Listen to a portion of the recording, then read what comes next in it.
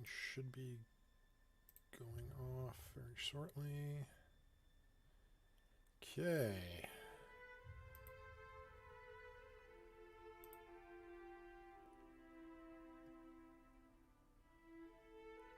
Alright, looks good here. Alright, so probably the first thing for just recording's sake is we don't have the full group here. One of them is out due to a passing in the family. So I'd like to say, while I wish that we all had the right words, just know that we care. With that said, hello and welcome back. Let's get started with this week's adventure. So, last we left off, having found yourselves through the hellish wastes of Avernus, the first layer of the Nine Hells, you overlooked a plateau where various infernal machines were warring with one another through this blasted hellscape. Not wanting to confront these infernal machines head on, you came up with a plan involving subterfuge, casting invisibility and other magics to enhance your stealth capabilities. As you made your way down the slopes and across the plains, you realized that the ground was not as stable as it appeared from afar. As you approached, some of the ground collapsed under your feet, revealing sinkholes in the field from the various explosions. Now, this had caused some of the infernal machines to tumble and toss. While this did help your approach, you soon found that the weather conditions in Avernus were quite more unpredictable than just raining flaming meteors from the sky, as a 300-foot tall flaming tornado emerged from the sky, almost killing Menhir's pet elephant, Gordo, in the process. Having survived this towering inferno, the last vehicle was busy running through a patch of small devils, grinding them to a pulp under its wheels, as you managed to make your way up to the gate of this Fort Knucklebones. However, at the gate, the dwarves did not immediately let you in. In fact, they seemed to taunt and wanted you to do rather silly things like dance and hop on one leg. And once they had their amusement, they finally let you inside. Upon entry, a bone fairy named Calico picked up Menhir and Elodia in each arm, wanting to keep the quote-unquote pretties for herself.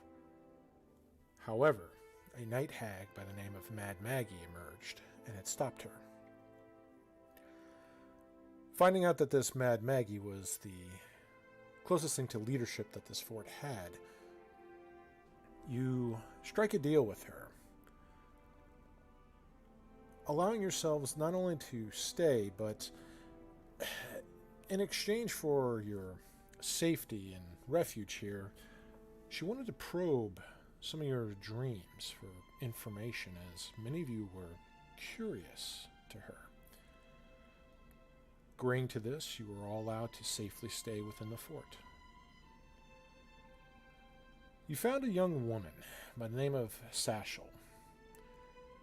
You found that she had made a deal with this Mad Maggie to house several of the refugees that have fled Aurora.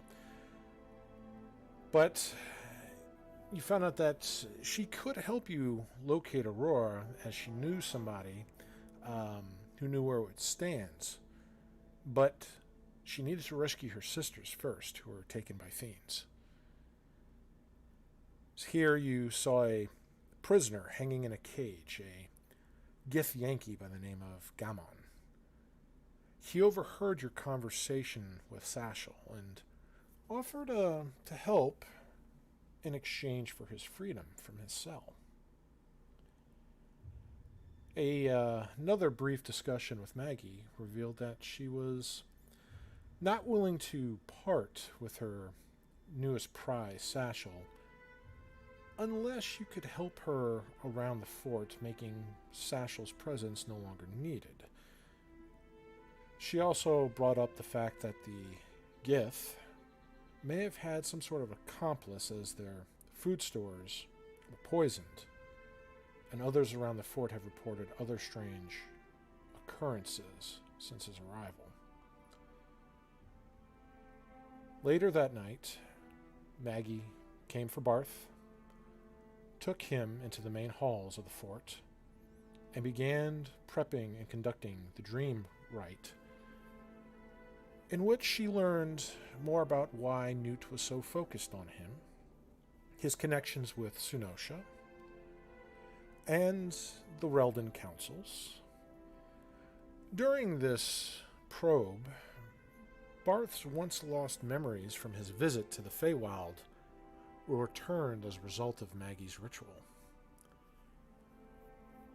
The next day, you all began to feel the pervasive evil of the Nine Hells itself pull at your very souls, trying to twist and corrupt them, trying to turn them to evil. You all managed to resist the call, but for how long? Later that morning, a flame skull by the name of Barnabas approached Willow and warned her that a group of madcaps planned to kill Ivy. He wanted Willow to deal with them before they could cause trouble in the fort, making trouble for him and Maggie.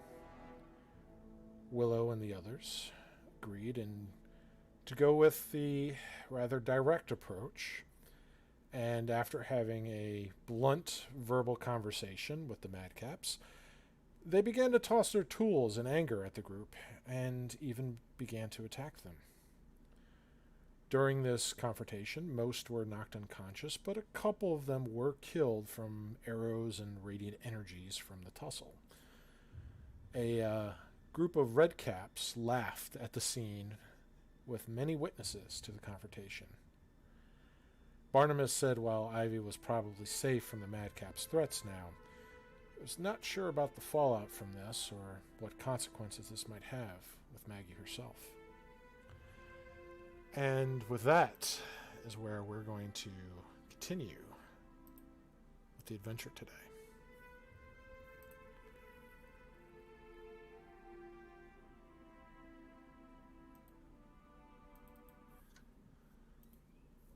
Alright, so the next part of our plan was to go talk with the Gith. The Zone of Truth that didn't quite so work out for the red caps on him. Now, I am bringing you all back to the Fort Knucklebone map. Let me know if anybody cannot see it.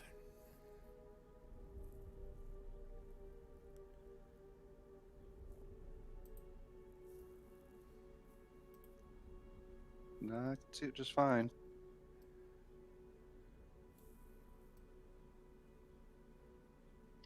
It's very blurry for some reason for me.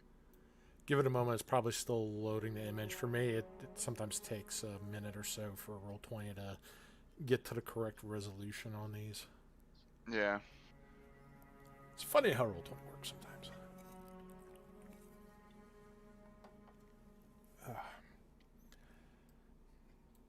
So, Willow, you wanted to use your holy word, your Zone of Truth on Gammon. Unless anyone else had another plan at this point.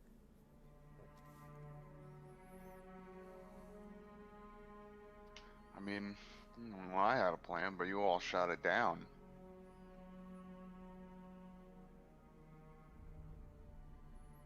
So, go ahead.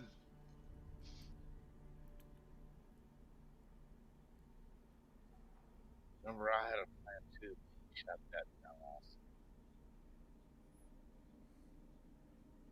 I need to turn you up, Rick. You're really quiet.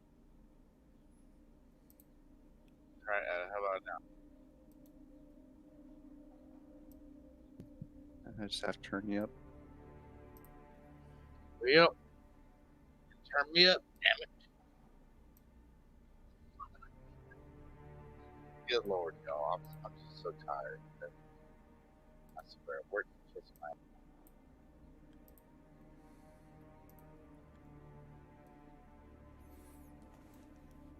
It'll be all right. So,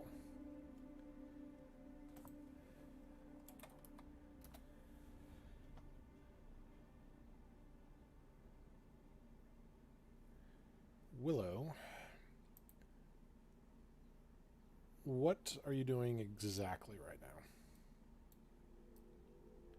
Remember, you're all still about all the mostly unconscious madcaps.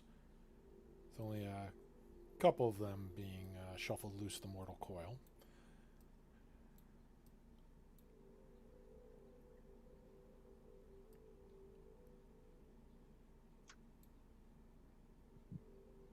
Well, let's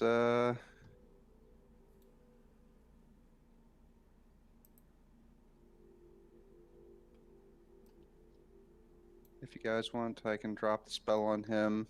You can do the talking, and I'll go apologize to Mad Maggie and pay a little bit of tribute to hopefully sweep this under the rug. I'll go talk to Maggie. You deal with the gift, since this was your plan to talk to him. Okay. Offer her some water since I can cast it if you need a bribe her. All right.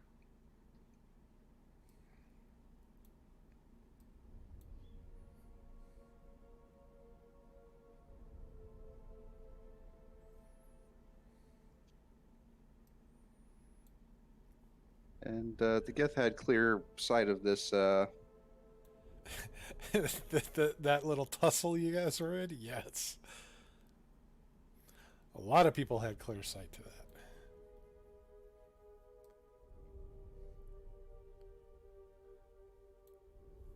Alrighty, I'm gonna go happily skip over to him.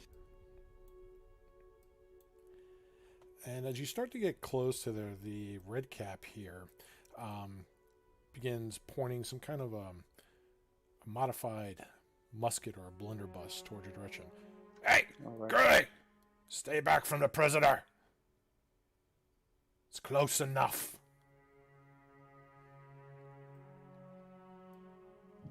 Okay. You know, I'm tempted. I was tempted for a hot second. A vision entered my mind of men are stepping in front of Willow, saying, "Suck it, dwarf!" The dwarf shooting him in the chest, and then men are walking away, saying, "Path is clear." Go. Well, in theory, I mean, that's a plan. I mean, I'm not going to say that does constitute a plan. Whether it's a well thought out one or a No, good plan just a is up to mental debate. flash. You know how the mental flash? That's what that was. And then you see a little message pop up on the screen that says everybody dislike that, and then the whole fort just aggroes on you. Yeah, yeah. I mean, it happens. So anyway, Willow, you get by Gammon, who just kind of looks over. His one of his knees are just kind of tucked up. He's holding it with his other two arms lazily. The other foot just kind of dangles from underneath the cage.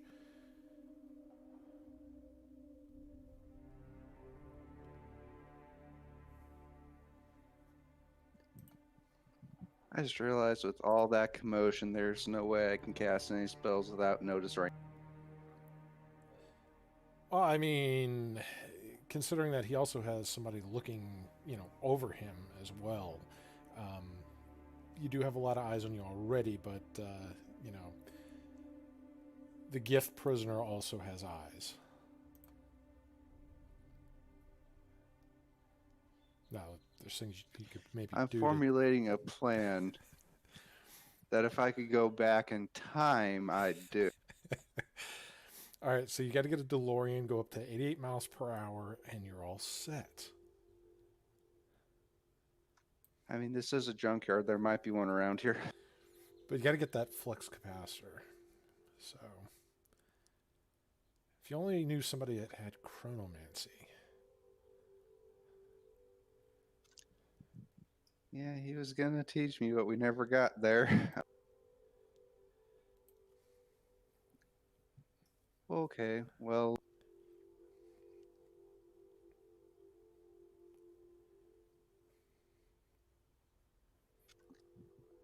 121 gigawatts. What the hell is a gigawatt? No, anyway, so while Willow is kind of formulating a plan, staring at Gammon, who's just staring back at her, Barth, you said you were going to be the one to talk to Mad Maggie. Yes. All right. So,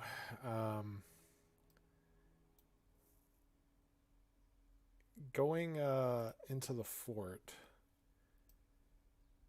you get to see the familiar sights, the various flaming hounds, some of them gnawing on exhumed bones like hands, just chewing on them. You see what appears to be the tail end of a conversation between Granny and Maggie. They apparently came to some sort of accord about something. You didn't quite catch what, but Maggie was in agreement and Nyx was satisfied enough with the deal. And Granny, you notice Barth entering the chambers. Well, I have no idea what deal I just made. I know, because you were out last week, but that's okay. We're going to catch you up on all this stuff here in a bit. But you see Barth entering in the main halls here. You see the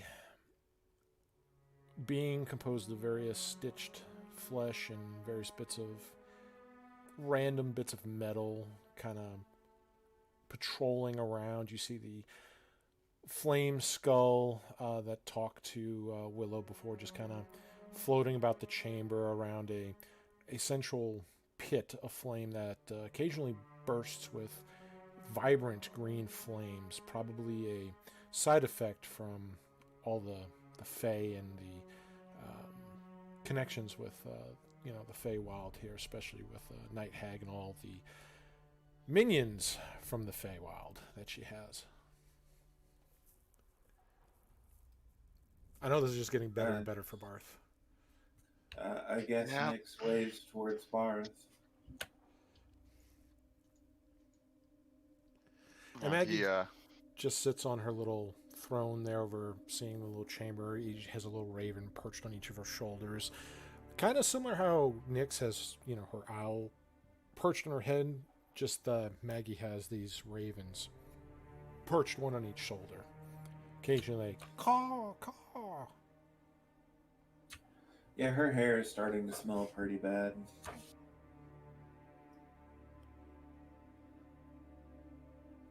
Well, I mean, Hello? Side note: the picture of Nyx's owl, terrifying. Just letting you know, terrifying.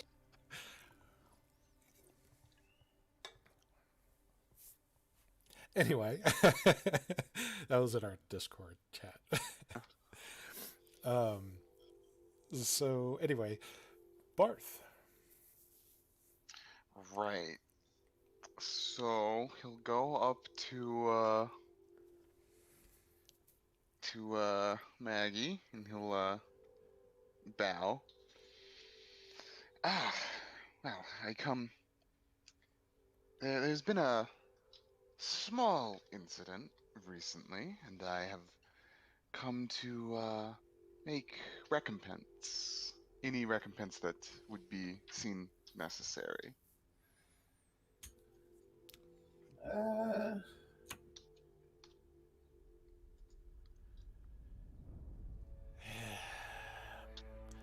No need to battle.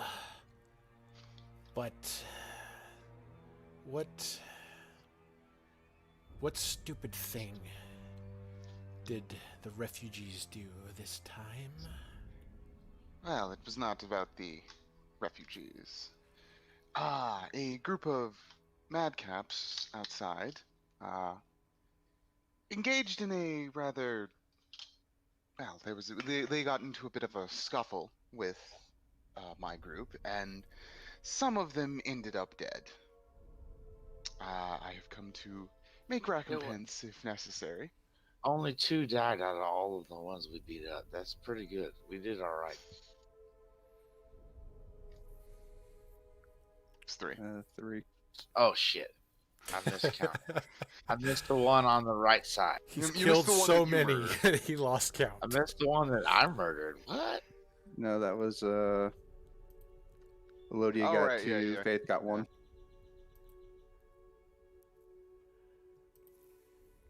To be fair, they did attack us first. That is true, yes.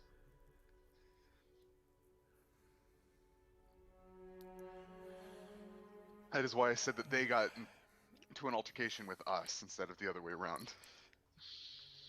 Make a persuasion check.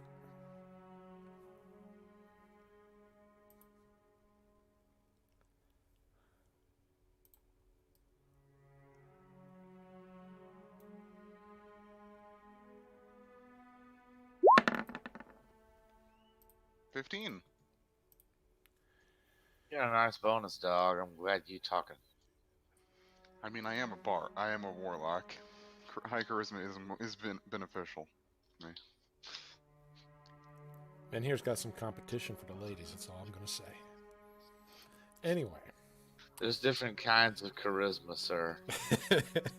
And Some are Barth, suited to public speaking, and some are suited to other. and you're saying Barth isn't equipped in all those arenas? Well, he- I mean, Barth is It's fine. currently in a love triangle, so I mean, yeah.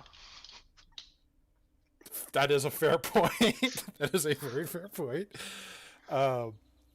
So Maggie just kind of takes one of her long, gnarled, black clawed fingers and just taps it along her cheek. Thinking about what you've just said.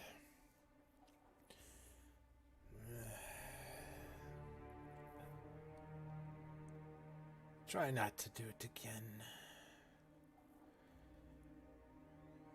We are, let's say, not in the best place for replacements at the moment. And I would not enjoy having the fort be vulnerable at this time.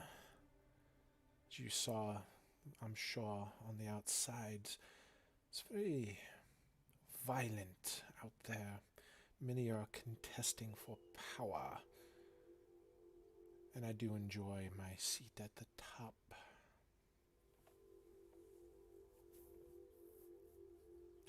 Now tell me, Barth, was it? No. Yes, no. Barth. Tell me, have you made any progress on finding the saboteur and accomplice for the Gith prisoner? 2 more of the refugees have died from poisoning, from what I hear. My companions are making progress on that as we speak. Well then, I would continue to make progress while there's still refugees here. And make no mistake, even if all the refugees are dead, Sasha still has her uses here.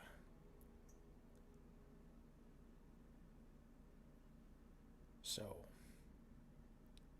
if you want her bargain to be paid in full, I would see your usefulness around the fort. Till then, I am done speaking for now. I have other things to attend to. Barnabas! And the flame skull comes. Yes, yes, my lady, yes. Yes. Let us discuss matters of your court. excuse me. And he just kind of floats by each one of you. The green flame just kind of flickering. Translation, that means fuck out. That's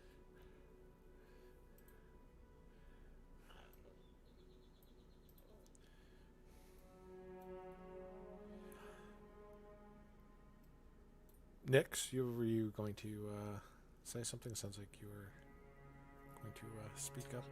We were just kicked out, right?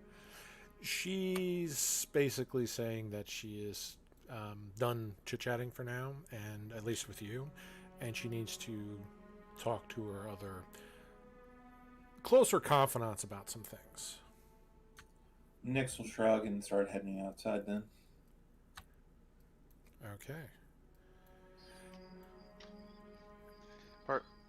Barth will bow again and take his leave as well. That went rather well. Well, that went rather well. I mean, It did.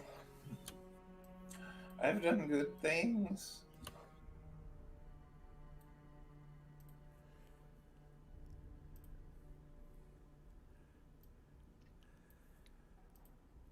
So, making your way outside, you see Willow looking kind of not quite confused, but in some sort of deep thought, staring at Gammon, thinking really hard about something.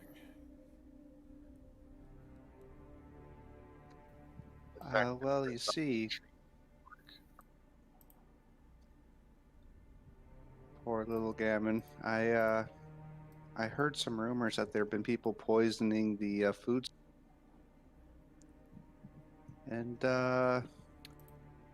you know, I heard you might know a little bit about that. You see, I'd be able to look the other way, but, you know, my little sister eats some of that food, and you can see, well, how protective I get of her. And, you know, I don't want to think bad things about you. I want to help you with your situation. But as long as I'm worried about my little sister, I can't do that.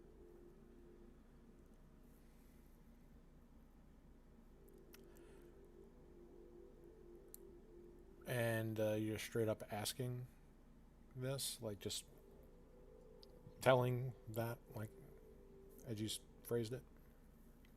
Yep. Make a persuasion check with disadvantage. double Okay. 20. Double 20. Come on. It's happened before. You know, he's not lying. It has happened before. I'll burn my channel divinity. Don't do what I did last week and roll a nat 20 and a nat 1. 20. Woo! Yeah. So he looks over at you. Not everything that happens here is my fault. I feel that they using me as a scapegoat for many of their own problems and, well, inefficiencies to run the fort proper. It's not my problem, nor is your sister my problem. What is my problem is I'm stuck in this cage, and he just kind of rattles the bars. And I know your other problems. And if you want help on that problem, you know where to find me and what I seek.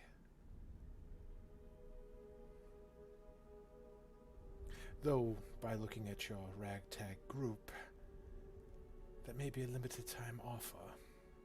Who the fuck he calling ragtag, man? I look cool as shit.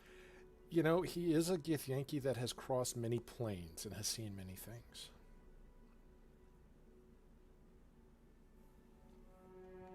Well, clearly not very smart if you don't see how my problem is your problem as well. So, all right. I guess I'll have to go focus on things other than getting you.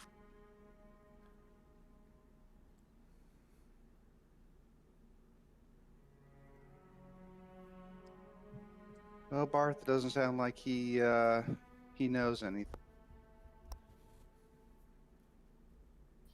I got an idea. You know that I've been thinking about this here for a second. You know that zone of truth thingamajig you were talking about doing? Why Yeah. not just put that up and march everybody in the damn camp into it, and then ask them all if they did the shit or not? It would make it easy. I mean, for really, Well, that would be expedient and to the point. well, And then well. The problem with that is, you don't think Maggie may have had her own techniques to finding out the stuff? And if she's having trouble with that, it might not be as simple as just casting Zone of Truth and hopefully people have to be truthful in it. Now, due to part of the bargains you've made and some of the things that you seek while you're here, she has offered help for your assistance in this, and being that you're outsiders, you may have a different perspective into the matter. Right. Well, step 2 is I need to see the condition that they're keeping this food stuff in, purify what I can, and then. Here's another point, by the way. If they continue to get poisoned, wouldn't that imply that the person still has a supply of poison on them if they keep poison stuff? So then, Plan B, we search everybody in the damn place, and then when we find the poison on, we crush your fucking head. Too easy. Well, I'm starting to think if he's not involved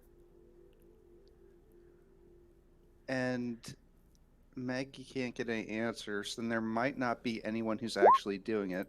It could just be gross incompetence, which is why I need to go take a look at this.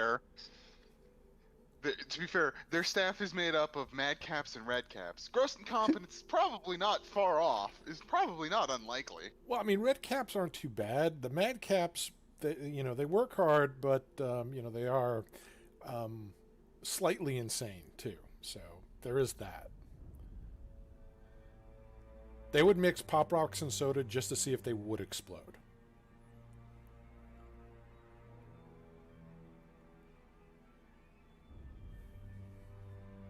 Spoiler alert, they don't. I know, that's Mentos and Pepsi. It won't kill you.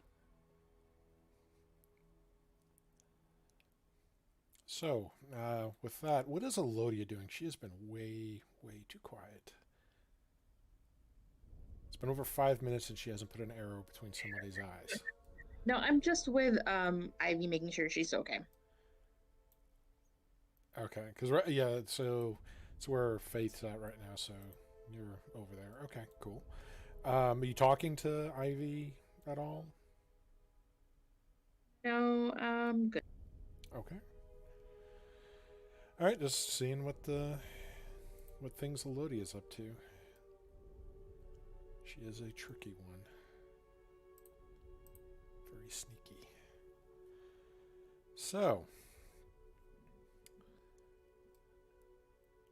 after talking with Gammon, talking with Barth, now Willow, you wanted to check you wanted to investigate a little further into what's been going on. Yeah, I want to check the food supplies themselves, see what I can ascertain about the condition of their storage.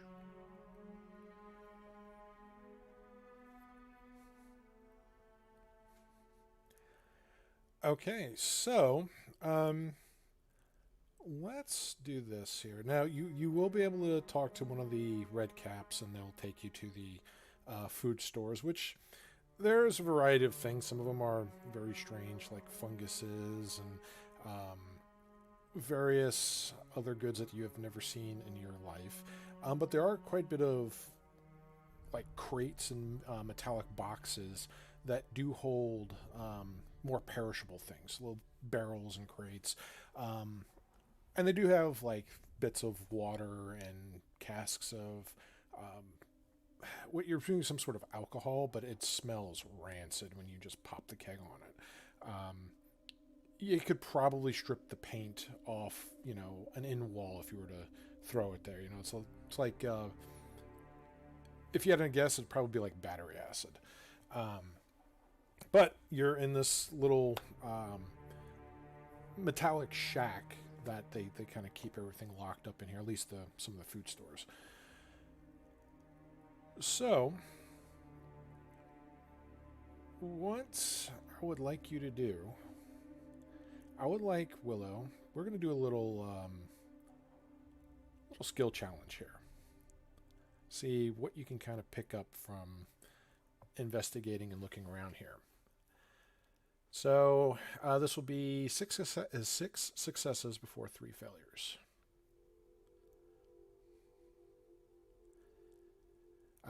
We will, let's see, investigation, medicine, and nature will be the skills here.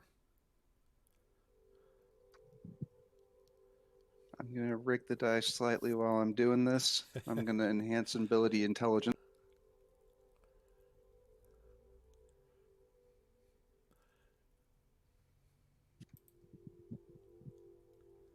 I wish somebody who had these skills trained was here instead. What abilities? What? Investigation, nature, and what else? It was investigation, medicine, and nature. Oh yeah. Oh, I don't have any of those either. This is what Willow is using to try to find out about, to gather clues about the poisoning, or perhaps even the poisoner themselves. Well, enhanced ability is about the best I'm going to be able to do for this. All right, go for it. Ignore the 5, nat 20. Natural. Yeah, that's whew. So, all right. Well, that's obviously a success, and because you have a nat 20, you're going to have advantage on your next check. Which I need. The next one is medicine. Oh, good lord! You're on fire! Come on, another nat 20. Again, because of the monumental success, looking for clues here, you're going to have advantage on the next check. Willow find all the things. What? What? What? Dude, Yeah, these are 3 in a row. What? What the fuck? What? How is that? Do you know that's like You better go buy the a lottery odds are ticket after crazy? this. But The you didn't odds realize I are- brought this corn cob pipe with me. That dude, what the fuck? That's badass, dude. That's badass. Yeah, I mean, wow. Dude, you I- found all the fucking I didn't things. know Willow's Mystery last name was solved, Dave. Holmes. Mystery solved, Dave. I mean, Willow Menhir's found out nickname was there. John Holmes, but Willow's nickname is Sherlock Holmes, apparently. Holy crap. So, all right, That shit is crazy. you have advantage on the next check. She did them all. No, it's There- 6 there's successes checks. versus 3 Oh failures. fuck. Oh, okay. Good. Though 3 she in a is row. kicking ass on it. All right, so not a critical success there, but still still very good. So it's still another success on this. Again, you're finding more and more clues about what's been going on here. All right, so 2 more successes. Okay, and 1 more success. Whoa! Good God! Now Just on the, shit. Did I solve Dude. the mystery? on the next combat, shit, it's gonna be No, nothing but quit- fucking ones. Quit bogarting all the Ones luck. as far as the eye can see. So yeah, all right, having monumental success going through this, investigating, using every ounce of your skills here, taking your time going through the various bits of the pantry, asking the red caps like what they serve out. What you gathered here is what you believe has tainted the goods here is more specifically the preserves for some of the meat and some of the other perishables is actually mixed in with some of the salts that help preserve it. You are able to isolate without inadvertently poisoning yourself in the process, mind you. You're able to isolate that. The poison appears to be some sort of almost crystal-like shavings that occurs naturally from not only some minerals that you're suspecting may or may not be found here, but also in the systems of some fey creatures. More specifically, like their remains. That if they were refined to a bit, pulverized, and kind of mixed in with this, would blend in with the salt and would taint anything that was left with it long enough.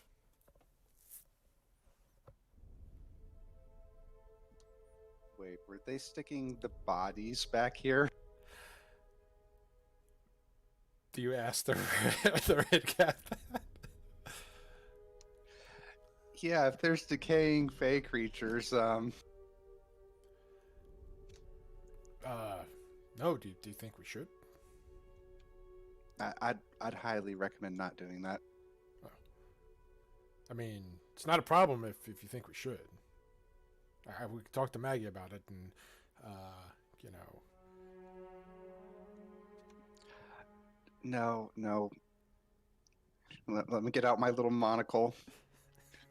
No, I believe we need to put them over, or wherever you currently have them. That's probably the best bet, as long as it's currently not here where you put your food. Well, And you're not feeding them. You're not feeding them dead creatures, right? well, I mean, where do you think the meat comes from? Oh boy. I seem to have found your issue here.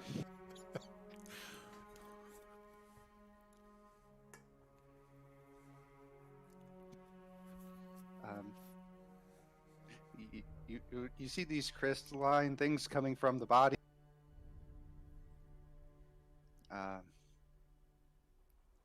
Yeah, humans, they've got a weak metabolism.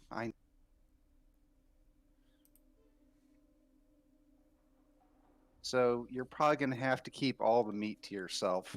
Not you personally. I'll talk with Maggie. Thank you for your help. Okay. So, while you're doing your investigations there, flying out of the fort, the rest of you, Granny-Nix, Barth, Menhir, you see Maggie's ravens fly out and land kind of close to you, about 10 feet or so away, and to begin kind of cawing at you, getting your attention.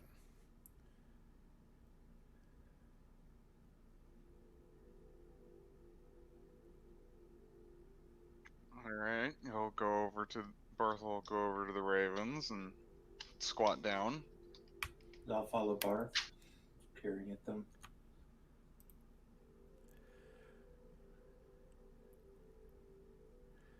Alright, so as you get closer to them, they begin to shift and change. They turn into these creatures with reddish tinted skin, with leathery like wings and barbed tails like scorpions.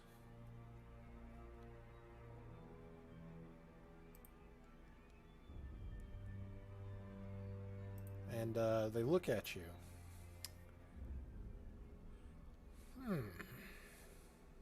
They seem to be useful. And the other one talks to the other one.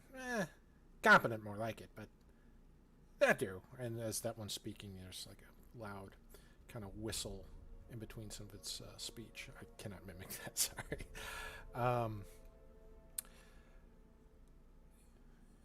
Yoto. Yes. We think you may have been of use to us and to Maggie and the sorts. What did you have in mind? Well, the one that's whistling.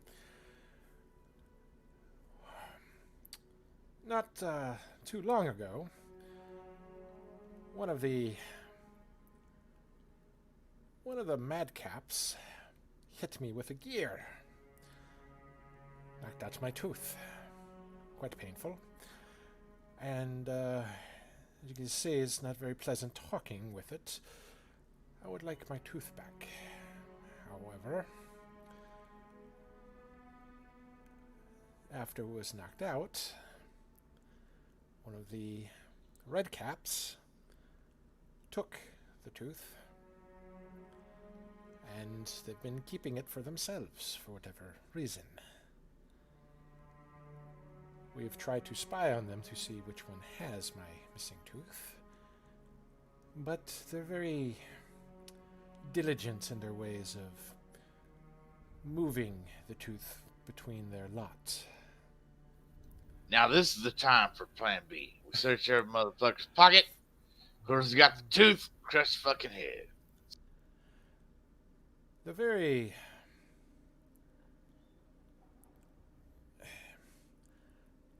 They frequently pass the tooth from one to another to keep us from finding it.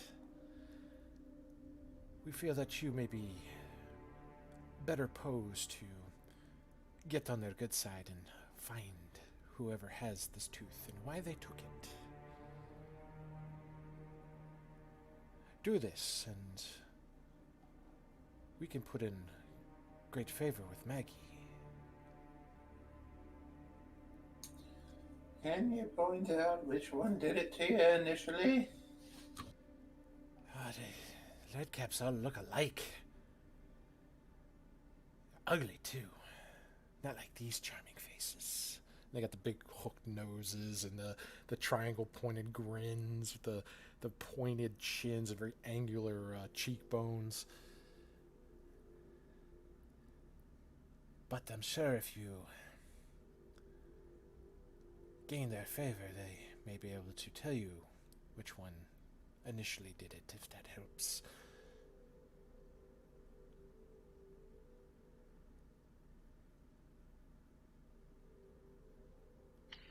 Alright, I'll see what I can do.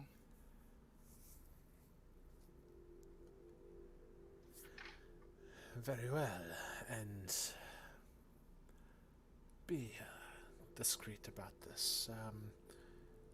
We don't want Maggie knowing that we've been injured this way by some of the madcaps. We don't want to create any more tension that's already been created between them and, well, some of the other residents of her fort.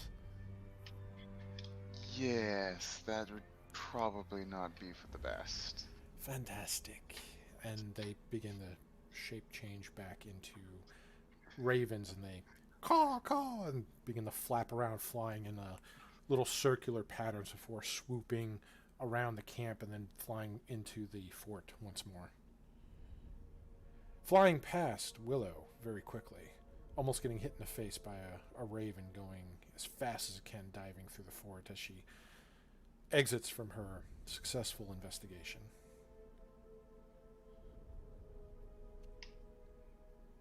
Well, guys, I think I figured it out. Oh? Did you have some success, Willow?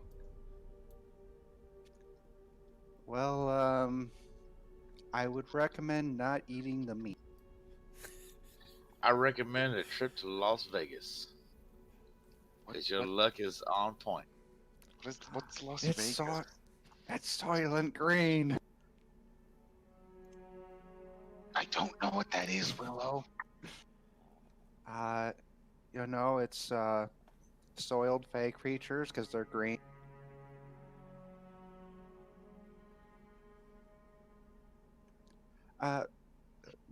Basically, they believe in recycling here, in a manner of speaking, and I'm gonna have to request that they don't do that for the common.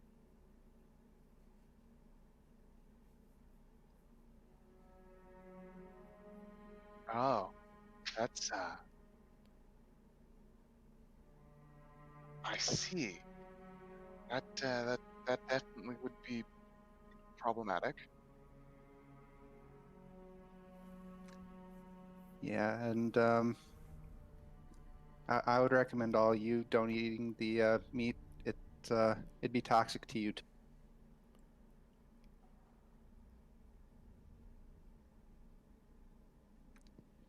So I'll go report in to Maggie. We're helping too. Go Yeah. tell Maggie. I already talked to Maggie. And this guy over somewhere asked us to find his tooth that a madcap hit him with a wrench about.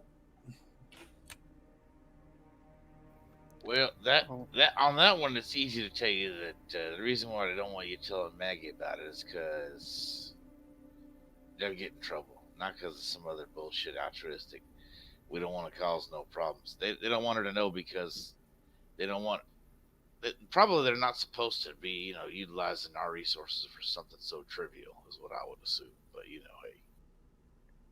So why don't they just go talk to the one that hit him with a wrench and get it back? They don't remember which one it is. Yeah, one of the madcaps, one of the redcaps stole the tooth, and they, well, you know how they tend to be. They appear to be shuffling it amongst themselves, so they don't know which one has it. Well, Wait, if they're shuffling amongst themselves, that's easy. Alodia. Okay, so if I hear her, I'm gonna come to her.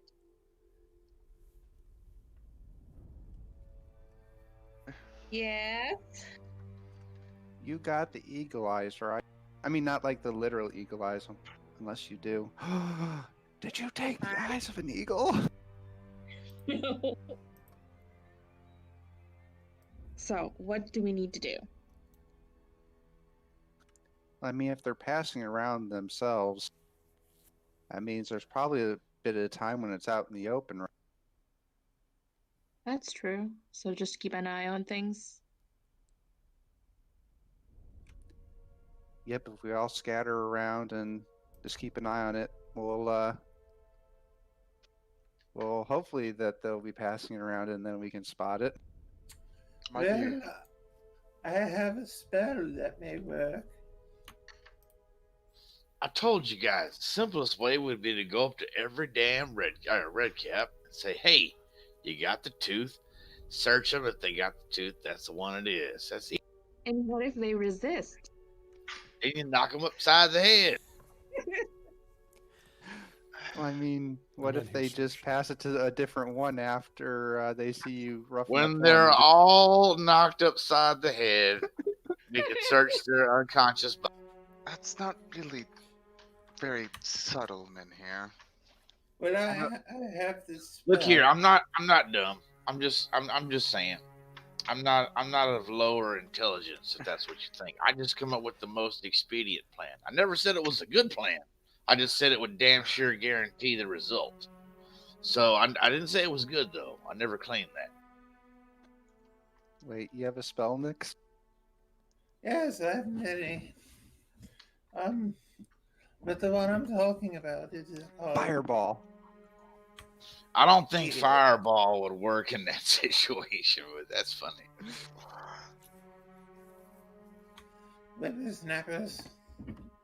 Always interrupting elders. The spell I'm talking about is called Geas.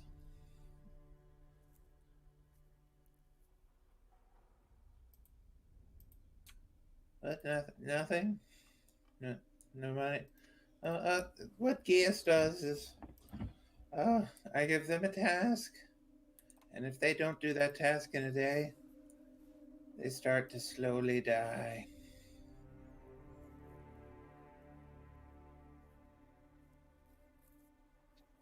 Well, I get. So what you're suggesting is that we use one of them to get the tooth,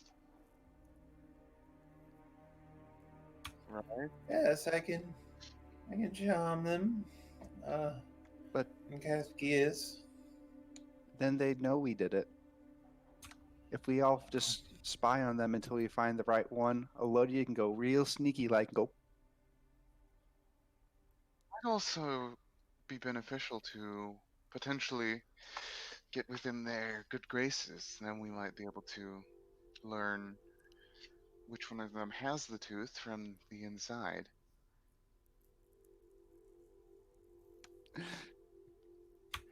Willa's gonna turn to where all the pile of knocked out or red caps are and kind of turn Those are the madcaps. madcaps. Yeah, Red Caps are laughing at the Madcaps getting their asses handed to them by your group. Yeah, they appear to have found it rather funny. So we might be able to use that as a bit of an in. I'm good at swiping things. I can go invisible and I'll start stealing stuff, I guess. You sound really eager to do this, Granny.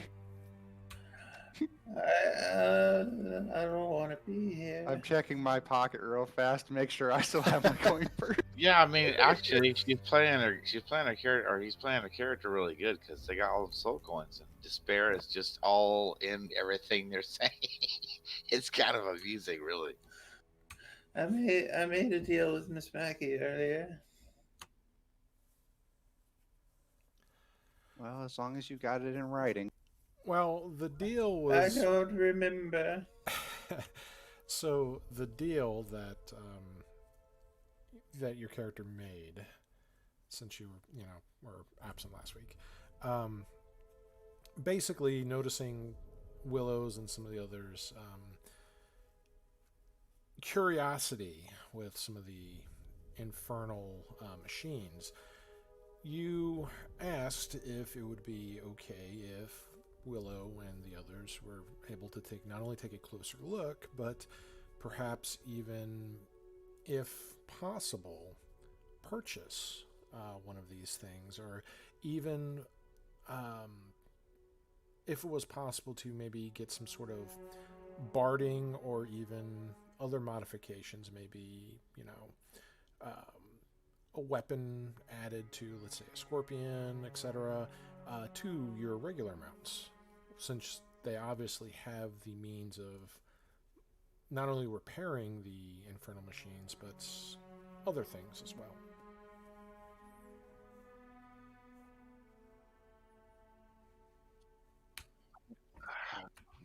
Did I get it in writing?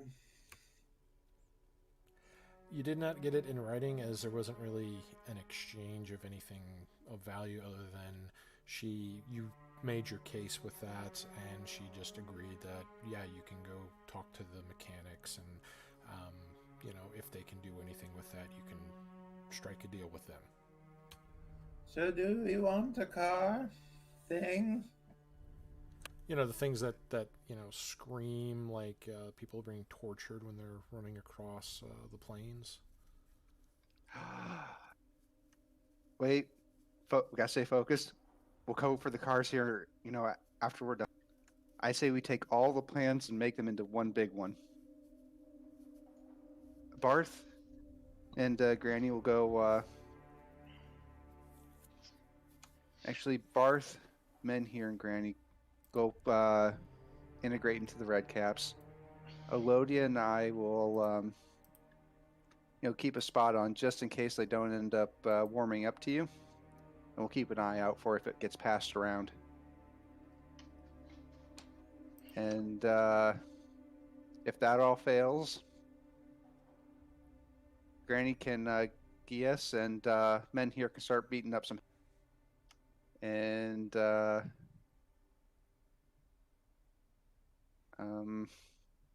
here, Ivy, we're gonna go play hide and seek, but you gotta hide with me. We're gonna hide from the red hat people. That's like everybody here. I know, it'll be the greatest challenge ever.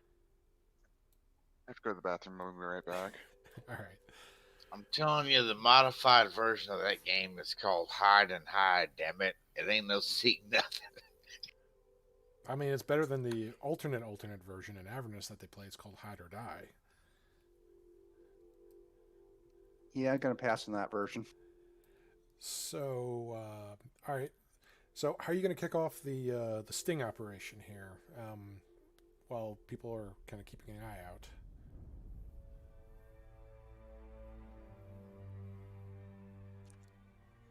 You're right. We need a distraction. Granny, Is it time? it's time. Wait. Does the loot come out? The loot starts coming out. Okay, we're gonna. Across the the exterior of the fort there, like you see Faith's head just kind of poke up, and almost as if like spider sense was tingling, and she looks over and almost zeroes in on Granny Nix, and you see her just kind of get up and start at a full-on, like just full bore run, just run towards Granny Nix. No. I jump on my broom and fly into the air. There you go. Keep make the distraction better. Keep flying. Let me see here. Make a acrobatics check, because she is going to try to leap up there. What and- movie did a scene like that happen in? A movie just flashed in my. Probably a few. So, go ahead and make your acrobatics check, and this is to 9. wow. So yeah, you see her leap up, and it was close. If you rolled like a little bit better, you would have actually beaten her because she was rolling really badly. Even with advantage, she rolled really bad. But you see Faith like run and jump up, like one hand leaping up towards the broom, grabbing it, and then her other hand comes up and grabs your arm that's holding the loot and just kind of pulls it down. And she's looking at you like shaking her head. No. Yes. So, and she's still holding on to the broom and to your loot arm, just like, no.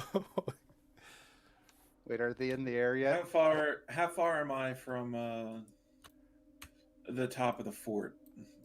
Oh God. So, how high up are you going? No, I need to know from where I'm at right now. Mhm. How far is it from the top of the fort? Well, the fort itself goes up probably at its peak, maybe 120-ish feet. And I should have enough for this. I cast Dimension Door.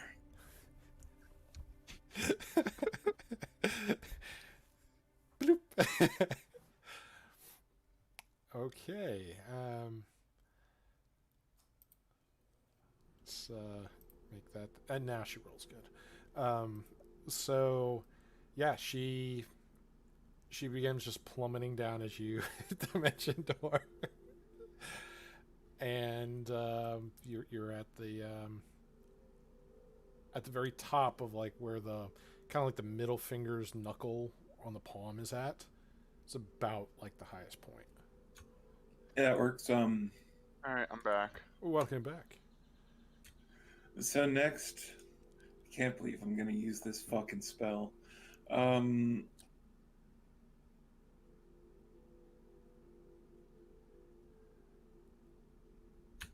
Did it go through? Not No. seen anything rolled yet, but that's okay.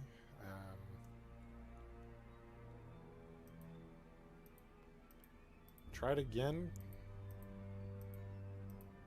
If you're on the Beyond with the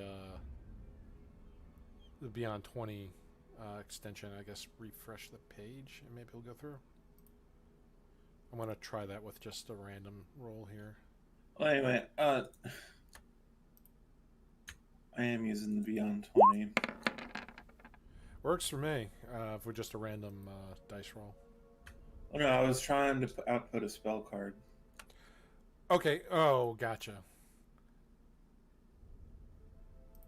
Yeah, I just wanted to make sure it wasn't something glitchy with Beyond 20 or Roll 20 or something where it just wasn't working for multiple people. Because some people are using that.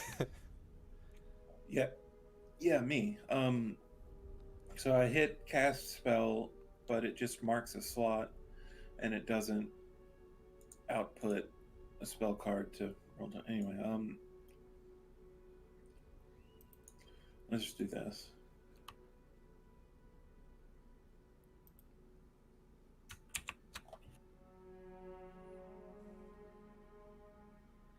I'm casting hallucinatory terrain.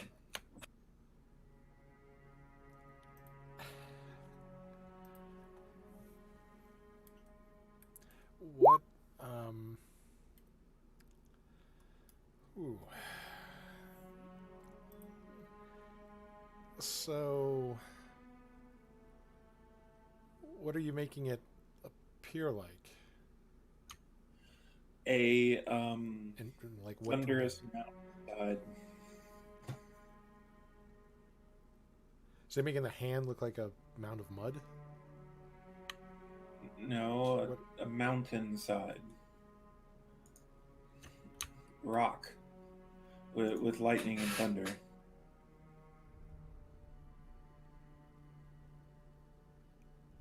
All right, so you're making the hand do that. What is the source terrain that you're hitting this with? Is what I'm trying to get. Oh, yeah, on top of the hand. Gotcha. Okay, so let's see here. See how much of that actually covers. Okay, I think this is fine. Okay.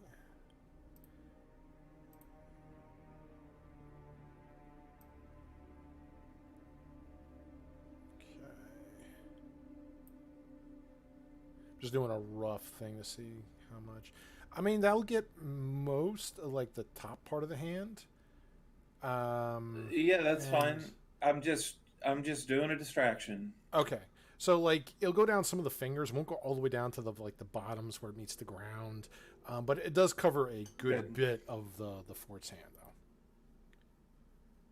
So you got all this, the sparks of lightning just dancing around the mountainous rock. Okay. And I start I pull out my viola and start laying down a crazy tune and singing crazy shit. Is she playing Man of War? I linked it in the in Dark Dude, Legacy. if it's Man of War, that'd be badass, dude. No, it's not Man of War. I went a little more ridiculous. A lot more Oh ridiculous. my god, no! I'm not clicking that link. It's not. What porn. the fuck? So, anybody wondering, it's Mr. Pickle's Song, Season 2, Episode 9. Performance 22. All right. Let's see.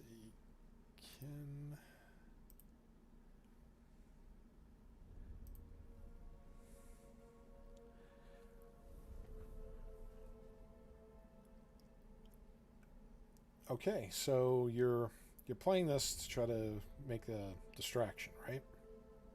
Get everybody's Yes. attention. Okay. So, I mean, people are kind of looking at, well, I say people, the refugees, some of the red caps are kind of looking over there. Some of the mechanics, mainly um, the bird folk are looking. The bone fairy just kind of looks and shrugs and just goes back to work on the vehicle. Gammon can't really see a lot of this from his cage perspective, so he doesn't know what everybody's kind of looking at.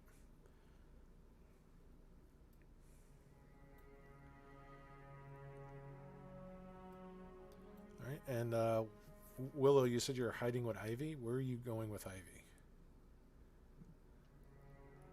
Alright, so it seems like there's two big placements up in the north and up in the south. Elodia, I'll trust you in the south. Okay. And I will hide up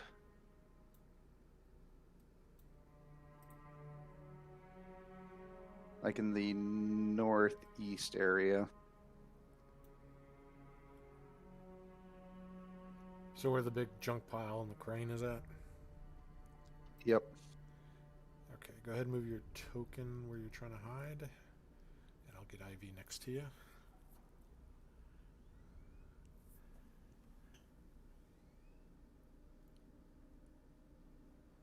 Right, it's not going to be exactly where I placed on the first because I have to move screen. Yeah, no, I know the map's big. And you'll thank me later for why the map is so big. Yeah, she'll tuck away right by the bit. Okay. So on your way over there, are you moving stealthily? Or just once you get there? Once she gets past the commoners, that's when she'd go.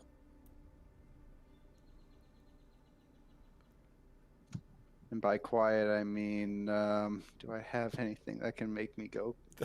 I mean, Let me check Dryad to try and give me anything.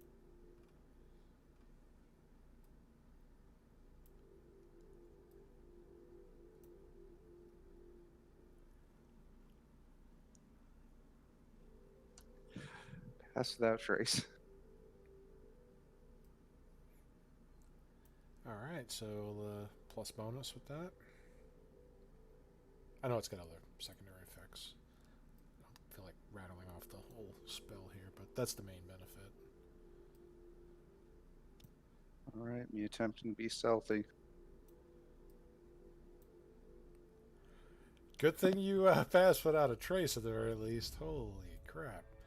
Let me get hers on here. She's much better at hiding and seeking than you are. She has a 27. If it wasn't for you holding her hand, you'd be like, Ivy! Ivy! No, not being, covered in big heavy armor. You're trying to avoid all the buckets and kicking all the random bits of metal that litter this place. Things that they've taken from probably years and years of wreckage and salvage.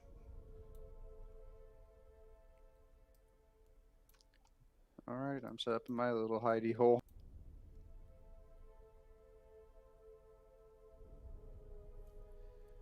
All right, and Lodi, you were taking the south area here. Mm-hmm. Yeah, where's a good hiding spot?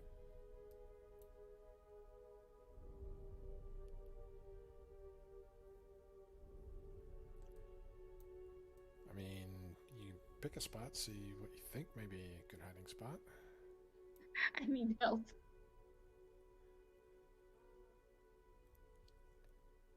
I'm just gonna go this right here, this way. I mean, is anyone here inside that tent? The people that were there are currently unconscious by Minhir, so that's where a lot of the red caps were running out from. Okay. And also, I can hide in plain sight too. So. Alright, well, make your stealth check.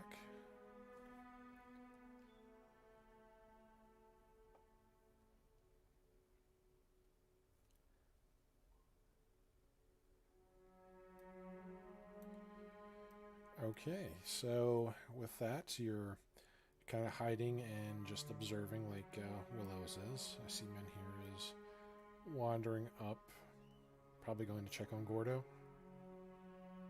You're a wise man, Dave. Gordo's him and the Scorpion are fastened to this mountainous junk mountain, but he's, I mean, just being in this whole place does make him kind of uneasy, but he's not panicking. Cool. I thought you were going to say for a second, he and the Scorpion are becoming fast friends. I'm like, what? Okay. So, all right. With that, Barth, what are you doing? All right. Well, Barth is gonna come down here to this watchtower. And he's gonna call up to the red caps over there, up there. He's gonna. Oi, what you want? Well, I was just wondering.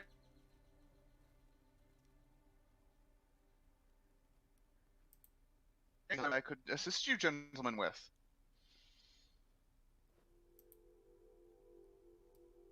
And they kind of look at each other and.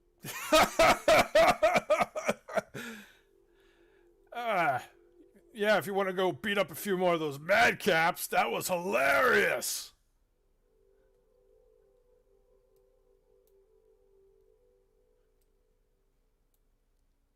I'm ready with Plan B anytime you are, Barth. Yeah. Yes, it was rather amusing. And there might be, who knows, there might be some more in the work. There might be some more in the works, and he'll glare, and he'll then turn and glare at the madcap right here. The one that's like sifting through a junk pile that is kind of looking for various bits of specific scrap of a certain maybe size or shape that it needs, and it kind of looks over it and just kind of glares at you, and instead of like tossing some of the things back into the pile, it just chucks them over its shoulder, trying to hit you with small bits of like screws and broken bolts and things.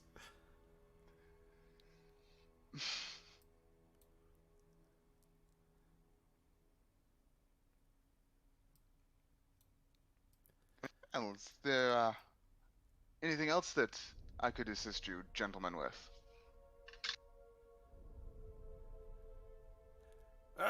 Well, with the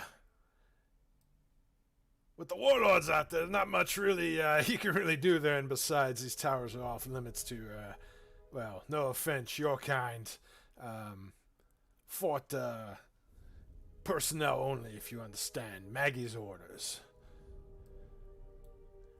But since you are offering, and he just kind of looks at his buddy over there, and they kind of just smile and look back over towards you there.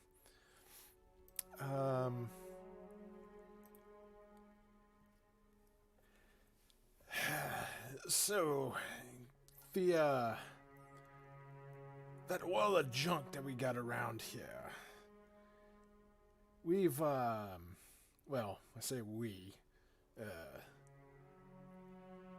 Bodger here thinks he saw something moving around inside of it. If you want to take a closer look at that, can, but you will have to go outside on the outer wall for that.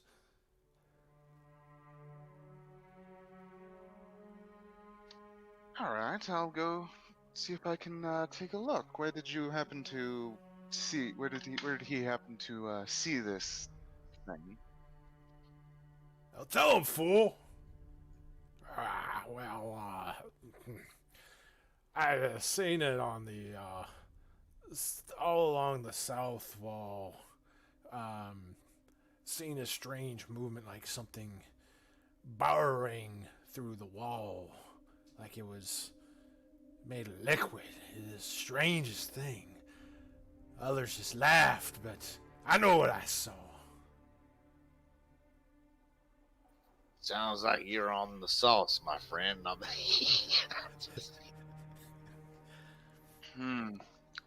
That does indeed sound strange. I will go take a look at it. So he's gonna walk away and make his way over to the gate.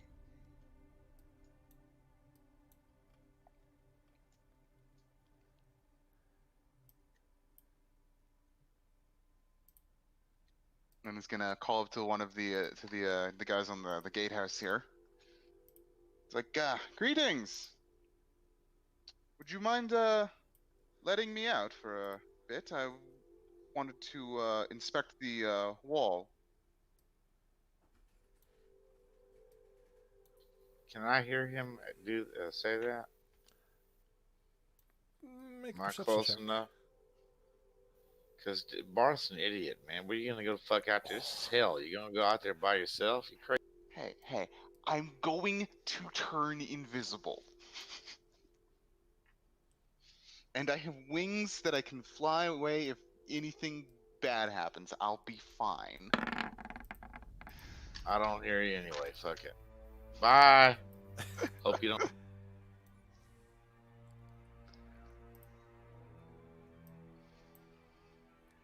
Alright, so...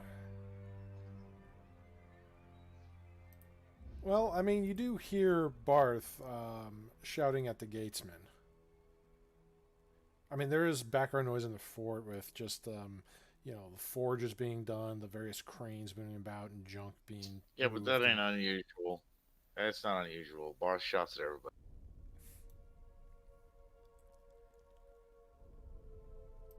Alright.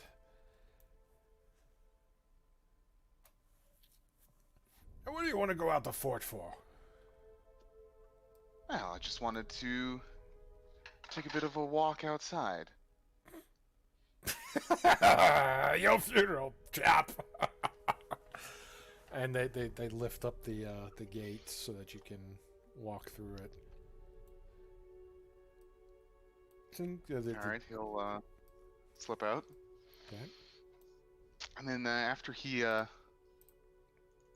slips through, he's going... You see Barth leave the fort in here. I hope he knows what he's doing, stupid bastard. Well, as he leaves, he's going to cast invisibility on himself.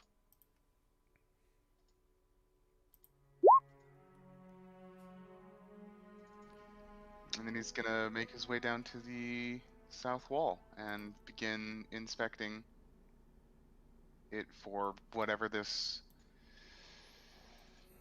weird burrowing thing is. Okay. Make a perception check. And one of the ones on the fort. Oh my God, he's really out there! 17. Let's see.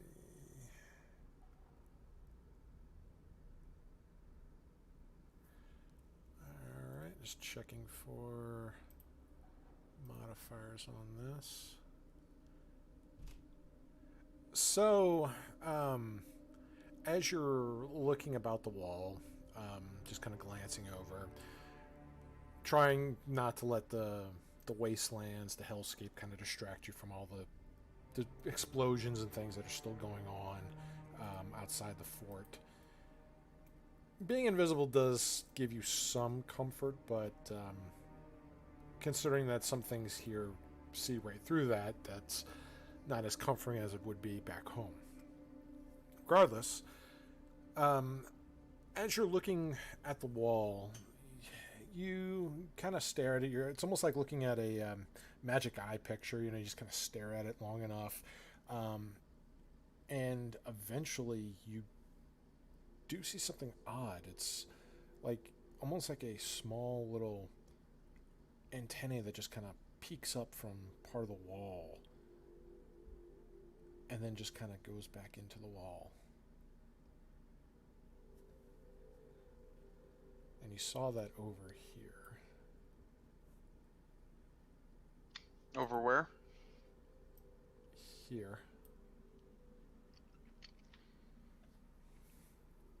Alright. He'll approach. He's gonna take a bit of a closer look on the area that he just saw it, see if he can like see anything specific, try to identify whatever it was he saw. Make a investigation check.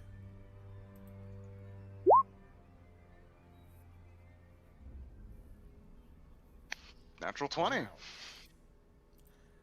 Okay. So, with the nat 20 there, what you see is staring at the spot where you saw that little antennae just kind of peek through for a moment.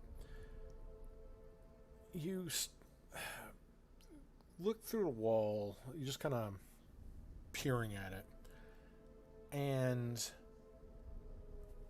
what you see is you see something kind of moving just beyond like the first layer of junk. And what you see basically is made up these, it's almost like bits of burning hot rusted metal, but in a chitinous shell. You can see little bits of like pincers on something like it's, and you can actually hear it eating some of the wall, like just crunching some of the metal there. You can hear some of it to like sizzle from the heat of this thing. As it starts, it's like it's actually eating the junk wall from the inside. It's like a hell termite for metal. And it's quite large too, from what you can gather from the size of plates here. This thing is probably at least 9 to 10 feet in length.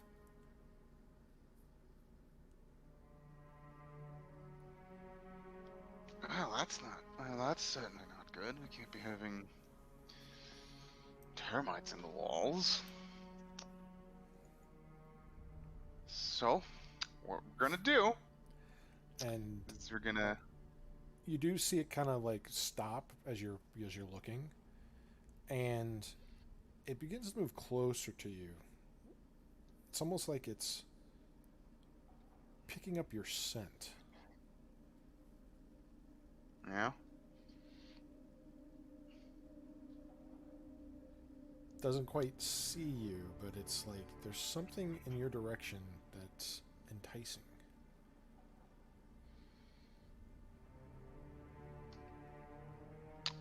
It's my armor, isn't it? Alright, well. What we're gonna do is. We're gonna use the Ring of Spell Storing to cast Shadow Blade. Okay. And then we're gonna approach and we're gonna thrust the sword right at the metal termite. All right. I'll roll with advantage on this because while it hasn't pinpointed your location, it's just picked up a scent, which is not enough to identify your location. So you're still technically undetected.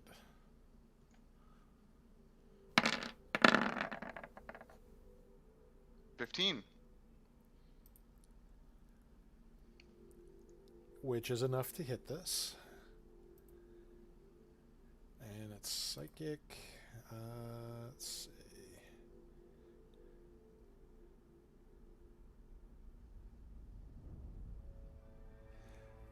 All right, so as you strike it with your shadow blade, you hear this ear-piercing screech that's get let out.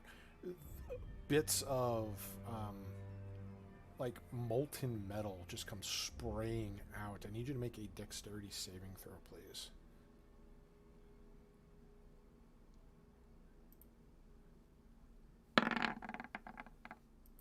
Nine. That should have been with advantage, but doesn't matter. They were both terrible. Okay, so as the spray from piercing this thing's chitinous hide sprays back upon you, you take 9 points of fire damage.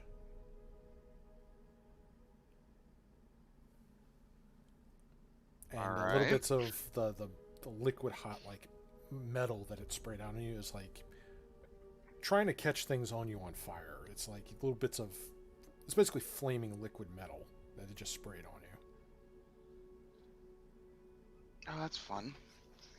So I would like you to roll initiative, and I'm going to roll initiative on this thing.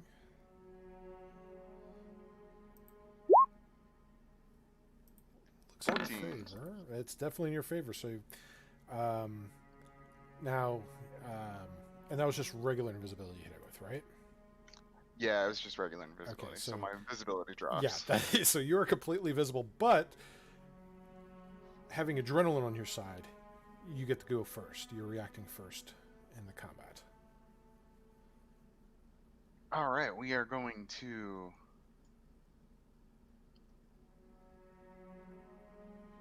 It's still in the wall, right?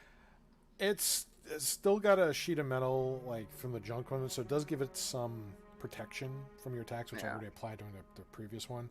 But it's very close to the surface where you can see enough of it where you made out of the chitinous shells and the color of it, so you can see enough of it exposed where you can attack it. All right, well, we're going to strike at it.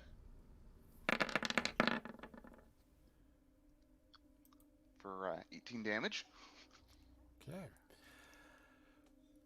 So, with that, you strike it again. I want you to make a dexterity saving throw as more molten metal spray comes out. This one a bit more due to the severity of the wound that you did, which appears to have been fatal. As a lot of its insides just come gushing out, melting part of the wall, creating this deluge of flaming liquid metal. However, you're able to take half damage from it, and this is going to be, with half, 15 points of fire damage. So that's halved already. All right.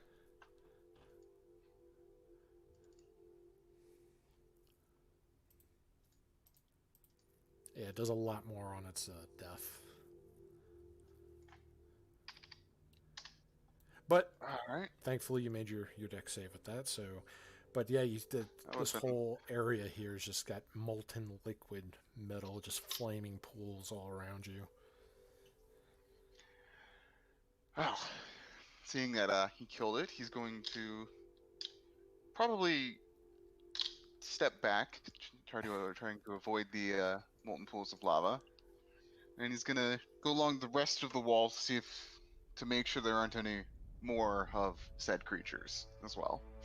Liquid hot magma.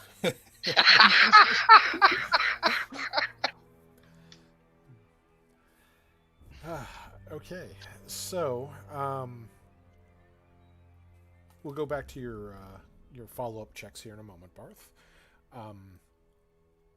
With that, let's go back to the Elodia Willow plan here, with Granny Nyx playing distraction, and I'm in here just consoling Gordo, keeping Gordo as calm as can be.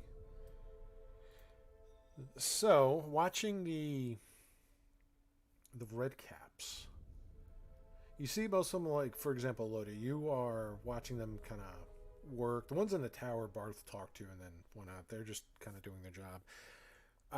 The ones working on the vehicles, they seem pretty diligent, occasionally shouting at some of the madcaps because the madcaps screw up or bring them the wrong bit of parts from some of the junk piles. Want you to make a perception check.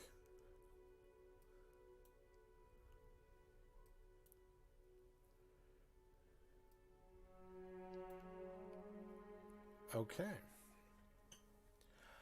As you're watching them, they don't seem to be like passing anything other than tools to one another. Nothing really seems suspicious here that you can see. They look like they're just hard at work working on these like motorcycles. Other than occasionally yelling at the madcaps, you're not seeing anything unusual with them, but you are still watching them. Let's go on to Willow here. Willow, I would like you to make a perception check as well.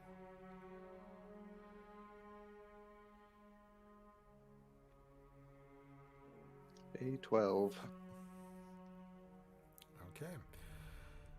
So, watching the red caps kind of work with the crane here, just moving larger piles of junk, trying to sort them out, placing them in little piles that the madcaps can kind of further sort. You don't see them passing anything, but you do overhear something. Something about a gambling event, like a prize for a dice game that they're all looking forward to.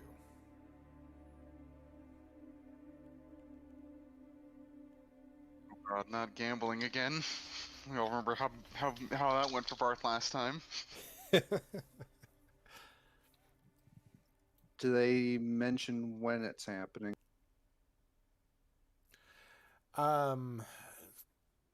They mention that it is happening tonight.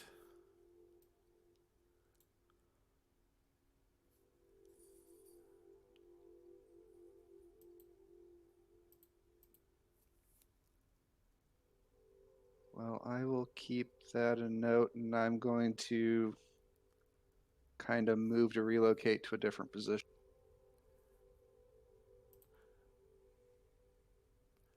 Still being stealthy. Yep. Okay, make a stealth check.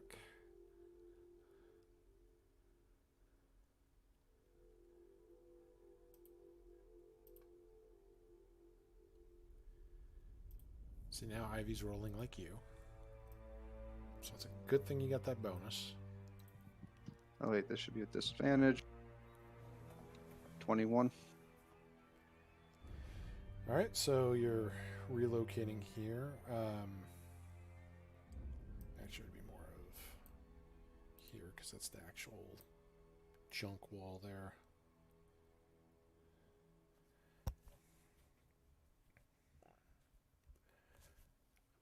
All right, so you've relocated.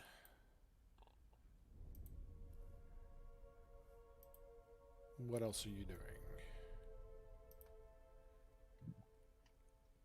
Just continuing to observe for a little while longer. Okay. Speaking of observing, Barth. Yes. Okay, I need you to make 4 perception checks. Normal or advantage? Regular, unless you have something that grants you advantage. There's no circumstance that would get you advantage on this. All right.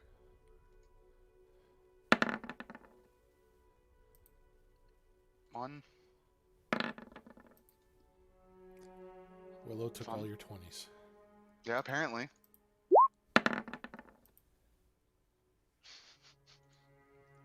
I'm Damn sorry. it, Willow. I told you not to bogart the luck, damn it. All right. Well.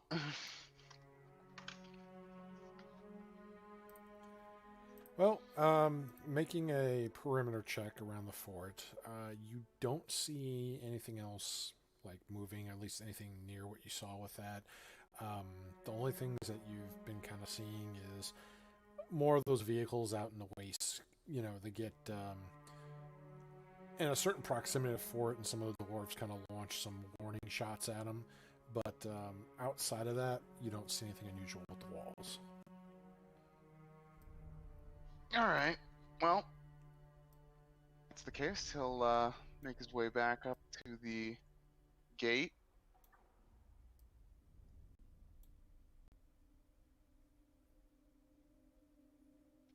We'll call out. Hello there. Would you mind letting me back in? What's the password? There is no password, dumbass. And they open up the gate. He makes his way back in. And he makes his way back to the two by the tower.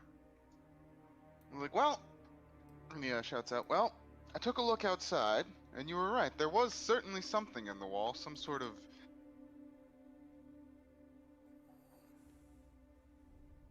worm of some kind. I told ya I saw something. Well, I dealt with it. So that one that one shouldn't be any problem. Couldn't see it. I took a look around. I couldn't see to find it for the. I couldn't see if there were any. I didn't see if any. I didn't see any more. So I took care of that as evidenced by my melted attire and no eyebrows. yeah, he looks a bit thin. Slightly singed. It's looks almost like Two-Face, coming back, just all partially melted. No. So one of them tosses you a little pouch, and there's some coins in it that kind of jingle, and it's just like, there you go. I believe you primers like these things. Don't spend it all in one place. All right then. Happy to be of service. And it feels like a little pouch full of coins.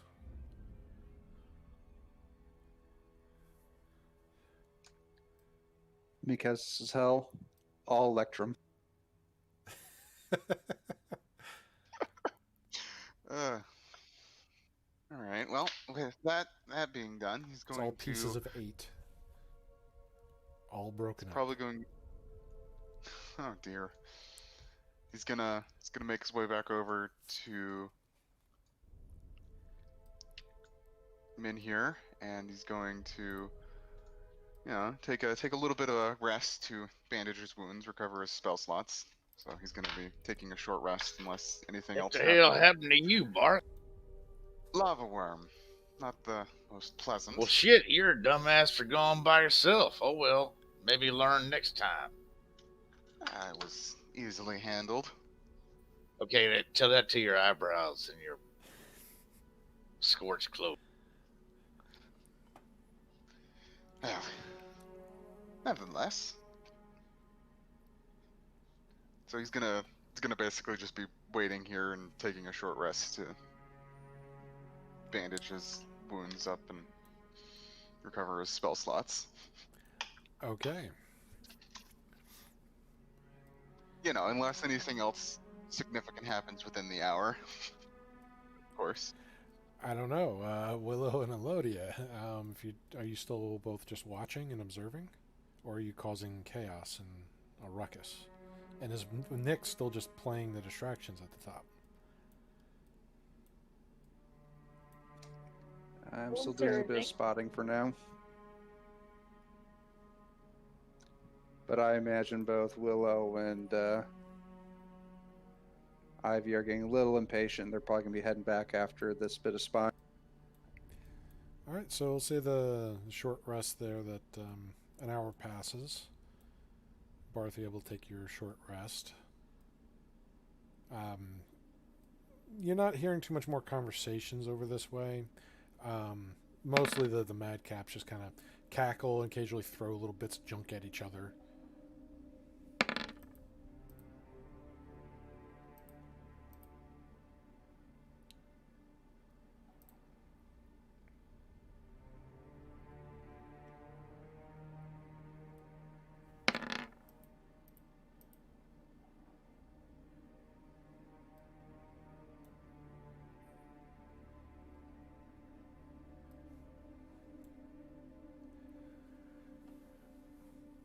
All right, so you said you all are going to regroup.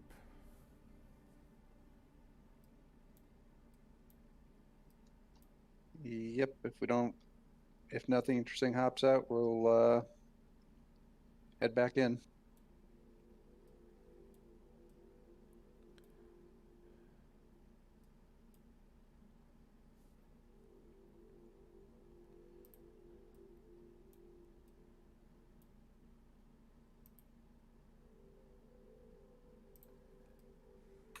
I guess I see them going back in.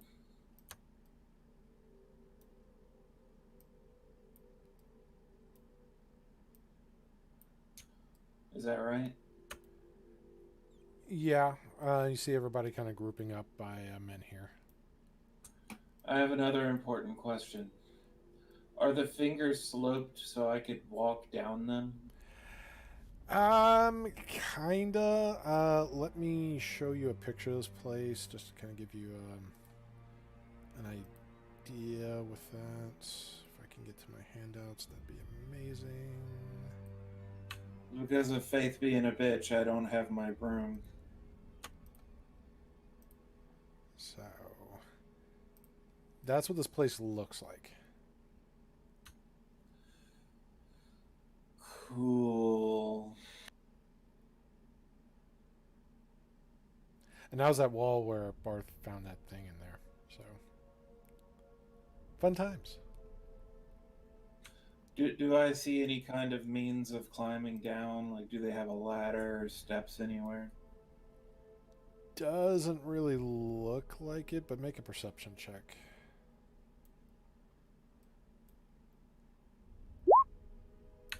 13. From what it doesn't look like they designed it where it was really meant to be up this part. It looks like a lot of this was kind of sculpted from just junk and rock just kind of piled over here, probably from the cranes. So I How'd you mean, get up there in the first place? flew. No, I tried to fly, and then Faith was a bitch, so I had to teleport.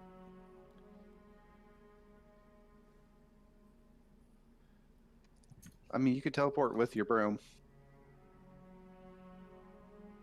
Yeah, I could that's, have. Yeah, that's what I assumed would happen. That's why Faith. Yeah, Oh, you okay.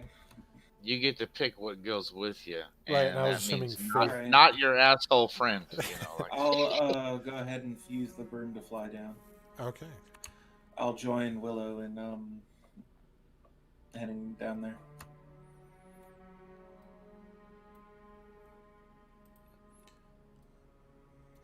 Okay, so everybody's grouped by men here. How much coins were in the bag? Well, if as you're counting them out, it seems like there's about a total worth of like 120 gold, but it's mixed between actual gold coins and silver coins. All right. Okay, so I overheard they're gonna have a big gambling game tonight with a special prize, and I think that might be it. Hey Barth, you're good at gambling, right? That's what your criminal record says. You know, I don't know if that's necessarily exactly how that works.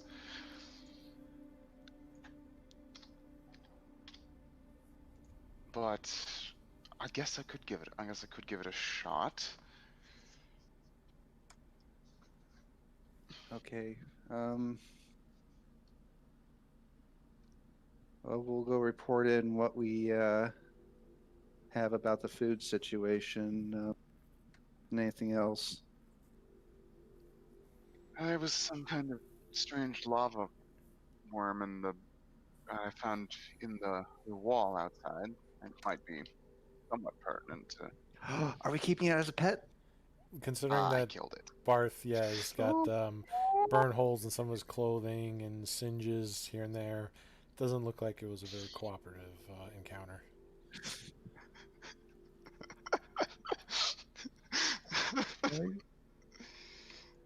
It spit lava at me. That was not the most pleasant situation encounter that I've. It sounds adorable. I mean, if you like being burned alive, yeah, I guess so.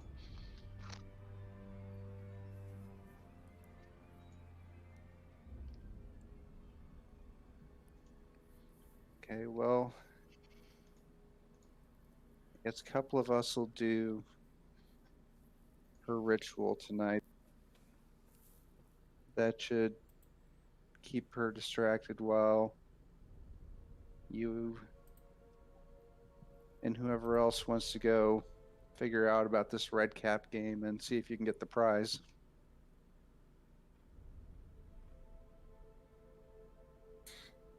Right there, that seems plan. Because I'd rather not spend too many more days here. I have to agree. The less time we spend in this hellscape, probably be the better.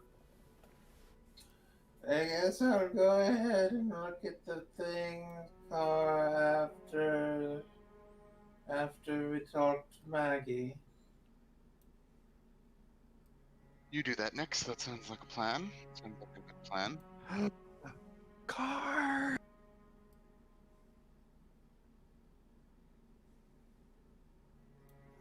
Yeah, if you want to try to make a deal for some new wheels or some things for your current mounts, that is a possibility.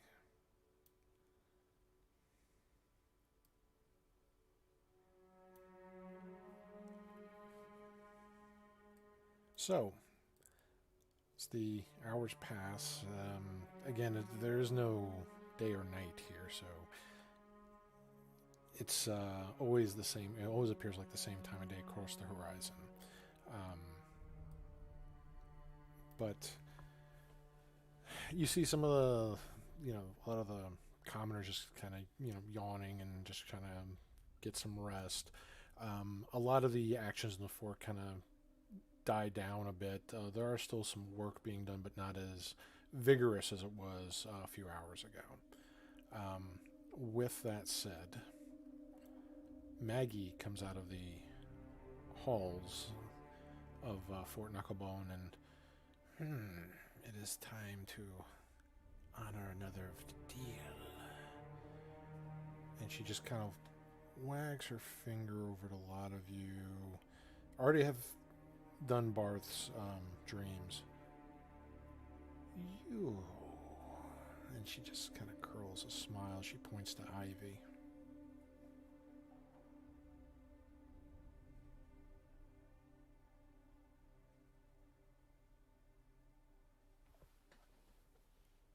And Ivy just kind of looks like, I don't like the looks of that, Willow. I'm coming with. Okay.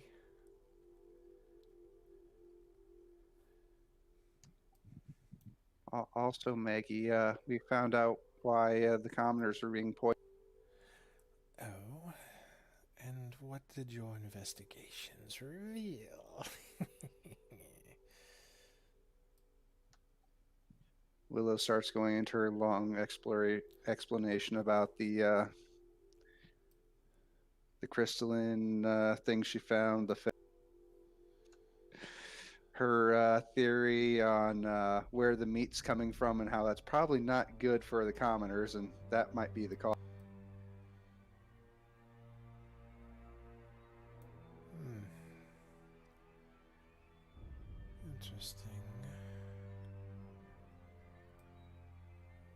residue from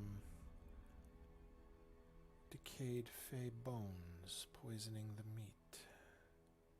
Interesting. Very well. Thank you. I will think about this, but right now, I'm more curious Also, as to what's in her head. one other thing that bears mentioning. I had an encounter with a rather unfriendly lava type like worm that I found living inside the wall earlier today. It's dead, but it appeared to be feeding on the wall, so I doubt that that's something you particularly want. No, and thanks. Those are a nuisance, not very common, but they appear every once in a long while.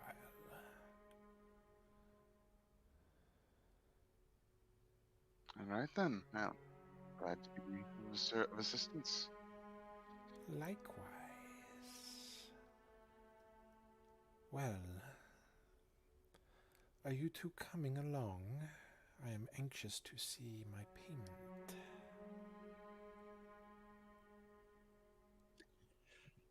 All right. If anything happens, guys, you know where to find. Okay, so while Willow and Ivy go with Mad Maggie, what are the rest of you doing? I guess Bart's gonna go try to find this dwarven poker game. Make make an investigation check with advantage. And the advantage part is because you've already done a few things to help them out, so they are more willing to. Their lips are a little looser around you. All right. 13.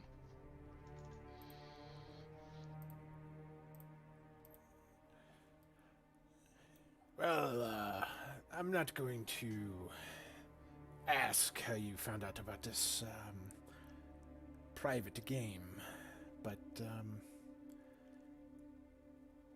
I'm not going to say no. That is, unless you got something worthwhile to wager.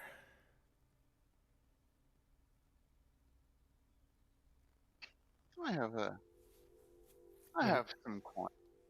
Oh, no, But, no. We want something more valuable for Auntie for this game.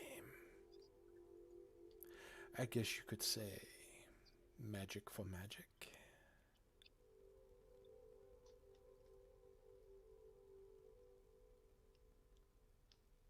Yeah, I have a few things that could be of value.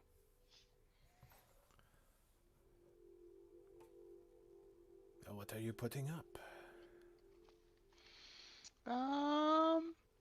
He'll pull out the boots of the Winterland, and his +1 magic sword.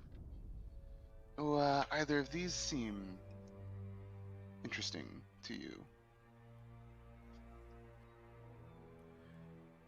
Just kind of looks at the boots and lifts them up and sees the sword, though.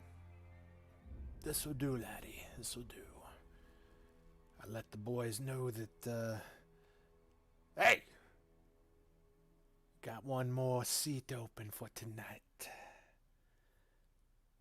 Here's the entry fee. And he gives it to one of the other red caps, and they kind of take it and just like, ooh, and they kind of start like messing with it, like tapping it and all that. And they bring you over to this. It's almost one of the giant billows they have is been shut down, and inside of it they have all these little like stools, and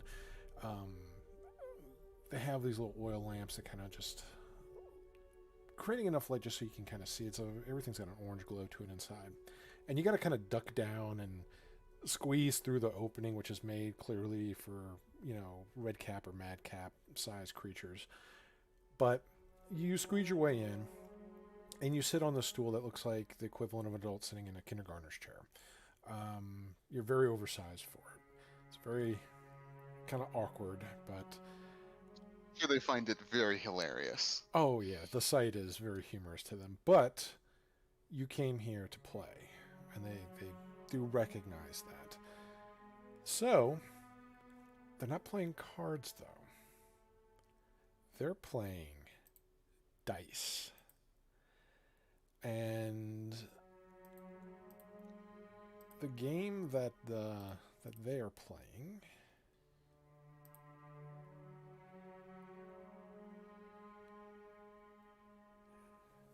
so you see them each take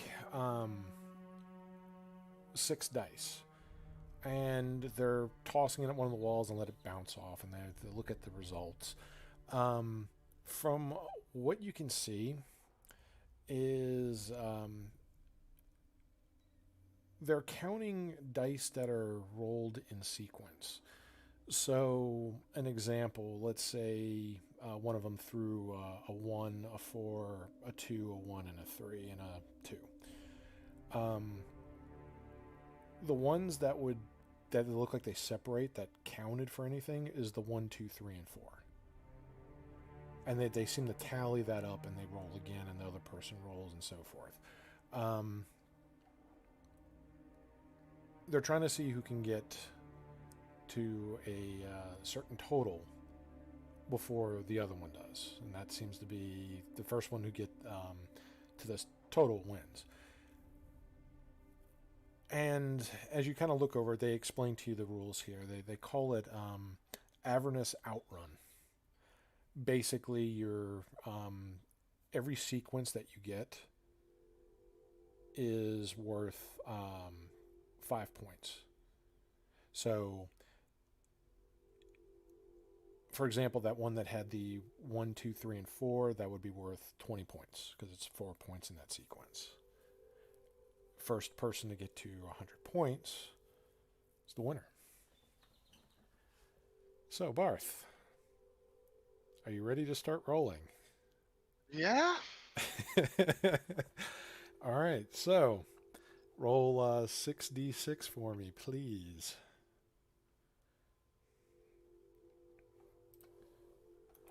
So make sure I have this out so I can keep your tally here.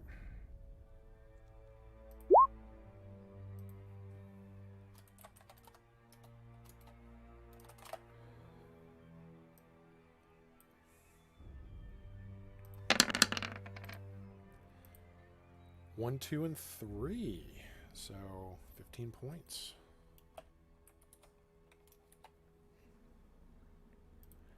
That's actually pretty good for a first roll with that. Let me get this.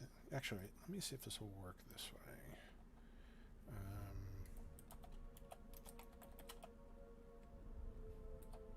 Don't know if this will be quicker or slower.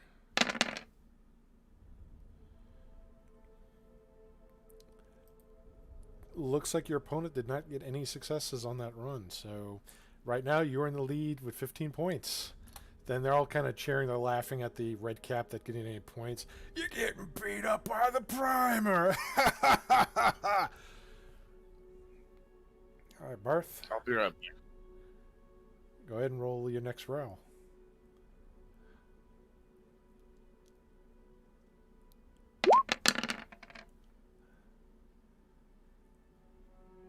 One, 2, 3, 4, 5. Oh, damn. All right, so that's it's a nice little 25. So that's 40 total there. Very nice. Very, very nice. Did your opponent get anything? Not a damn thing. Would been if you got a 1, would have been nice, but sadly no. You are just curb stomping this red cap entirely. He is the laughing stock of the room right now. Go ahead with your third roll.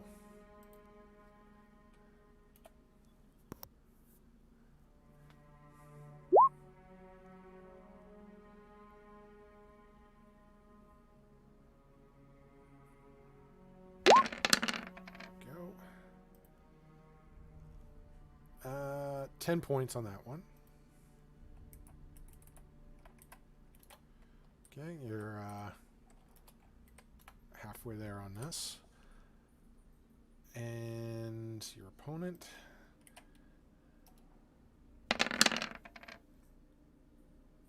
Still has yet to make a point on the damn board. Wow, this poor guy. Just being ridiculed, having little tiny things thrown at him, and he's just getting aggravated. You can see the frustration. He's like, ah, shut up! Let me use your dice! And he like just grabs the other guy's dice, and it's your roll, Barth. All right, here we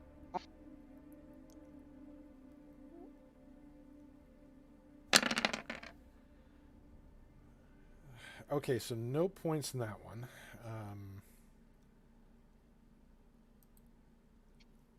He gives a casual, dismissive shrug. It was bound to happen. I mean, you already halfway won this game. However, this one finally got 25 points. 1, 2, 3, 4, 5, and a 2.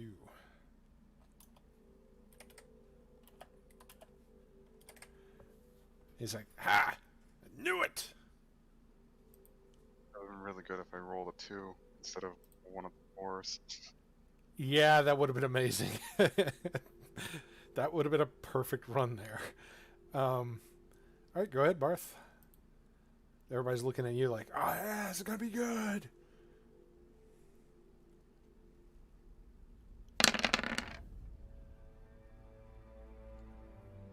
No points on that one, Barth.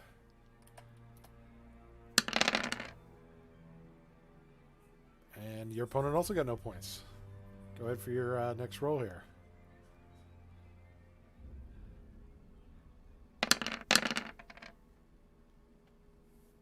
Oh, you had a 2. That would have been a good one. Wow, so many ones in this one. But no points.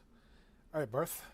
Now it's getting like heated. Like, man, they're hoping for behind the wind kind of comeback, Cinderella story from the Red Caps. So far, you're still kicking ass in the lead. All right, so that's 10 points. So you got 60 here. All right. And failing to get another point. Again, he's like, give me some working dice, damn it! Y'all gave me some bad dice! And he just like tosses the handful of dice at another one. You see it bounce off the brim of his hat. Alright, Barth. It's your roll. Here we go. Ooh. Let's see. Well, that's 2 runs, so that's 20 points. So you're at 80. Not a bad roll. That's good. That's good. So, all right. And let's see what your opponent gets. He shakes up his hands and throws the dice. If he had a 2, it would have been great. But sadly, a 1, 3, 5, 4, 6, and a 6 does not give him any points. Ouch. Yeah. He's I'm always back. missing those 2s. Welcome back. And he's just like cursing, tossing things. Did Barth win? It's getting close. He's 80 out of 100. The other guy's only 25. Cool. Way to go, Barth. Ooh, that's 10 points. So 90 out of 100. A game of absolute chance he's winning. Yes. Yeah. Wow. Yeah, that's good. 3 1s, a 3, and 2 6s. That's not going to equal anything. There is no skill. It is 100% random chance. It is, yeah, it is pure random. So I guess that's why he has a chance. All right, Barth, for all the marbles, for the prize, can you do it?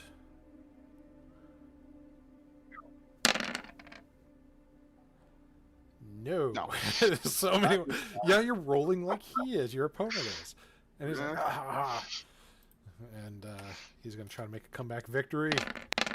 Rolling not a damn 2. If he would roll 1, 2, he would like get points. His 2s or something he cannot roll. Oh, poor guy. I know that feeling. Yeah.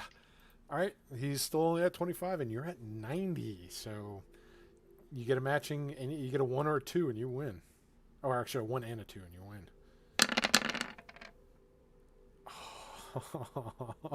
Nothing still. More betting's going on here. No 2s. Damn. What is with roll 20 not wanting to roll 2s on a d6 all of a sudden? But you got a 4 and 5, right? Yeah, but you got to have it in sequence. So you got to have a 1, a 2, a 3, a 4, and a 5 for the 4 and a 5 to count. Yeah. Oh, sequence. Okay, I missed that rule. Sequence Yeah. from the lowest. Yes. So what? I got you. That makes it more. That makes it more difficult. Correct. That's where the So challenge basically, any roll you don't roll a 1, it don't count at all. comes. Correct. You And have if you to don't have roll a a 1. 2, you need Yeah. really need a 1 and a 2 to start the run. Otherwise, That is interesting. That's an interesting game, actually. I try to make it interesting. Go ahead, Barth. Here we go. Well, I also don't Is want to it drag it out in front of him into something that was simple enough. Oh. Nope. Oh, it's heated in here. They're going crazy. That was a bit of lag. And no 1s. Got 2 2s, 3 4s, and a 6. All right, Barth. Can you do it? Can you take it? Can you win this? This guy's rolling like crap right now. We'll see. Here we go. Up. 1 and 2. And another 1 and a 2. There we go. All right, so Barth. They all just kind of take their red caps off and like slap the other guy with it, cursing at him. Apparently, they were having hopes of getting your stuff, and this didn't quite work in their favor. And after he's just kind of shamed out of there, one of them comes up to you and gives you back your sword and gives you this little tiny pouch, which has something very small inside of it. And he just kind of grumbles under his breath, like, not very happy. Pleasure gaming with you. Yeah, they're all friend, just fellow. they're just pissed. All right. they're Well, if sore that, losers. yeah, it appears so. Well, that seems like that's the end of the gambling night. He'll take his leave as well while looking into the bag, seeing what he's gotten in it. Inside is a black tooth. Well, that went well. Didn't really get anything out of that other than quest progression, but well. Unless this thing's magical, which considering it probably is, but he'll head back to the group. Okay. So as you got your ill-gotten gains from the Red Caps clandestine gambling, let's go to Willow and Ivy. As Maggie begins preparing for the ritual here. And much like, you weren't there when Barth, but she's tracing the symbols. She's getting everything ready, the concoctions, and she looks over towards you, Willow. So,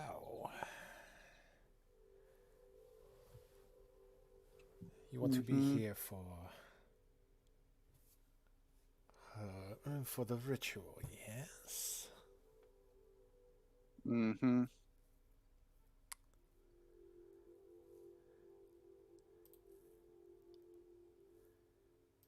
And she just kind of smiles and, well then. Considering how this one is, well, special. Maybe you can assist. You wouldn't mind joining her in her dream, would you?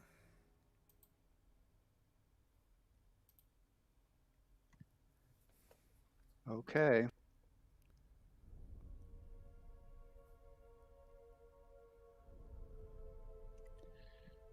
It was a little uneasy, but she'll cooperate.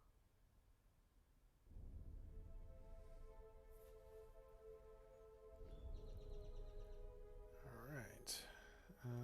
Let's see. Looking for something very specific, which, here we go. I think this is the right note.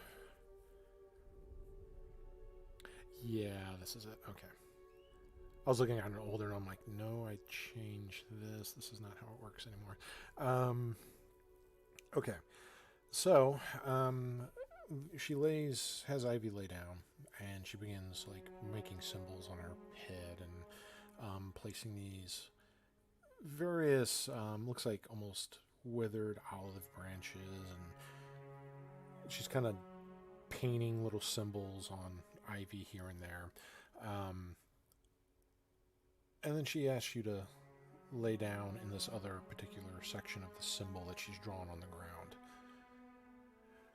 Don't worry. You will be inside of the dream. I only wish to see, but here I'll be able to talk with you as we delve into this one's mind. No harm will come to her, I assure you. Are you ready for the ritual to begin? I am. Good. And she takes this branches of, looks like blackened leaves and dips them in this weird oil and just kind of flicks it at you, sprinkling some of the oils on you here and there. And she begins chanting this almost Slavic sounding language that as she does so, you feel your eyes just start to get heavier and heavier, and when they eventually close, Willow, you see like this brilliant flash of light and then sudden darkness. Then a slight tingling sensation from the bottoms of your toes that just sweeps up from your feet all the way up to your scalp. And then you start to awake in a dream where your vision comes to, and there's all these vibrant rainbows. You don't see the fort anymore. You don't see Maggie.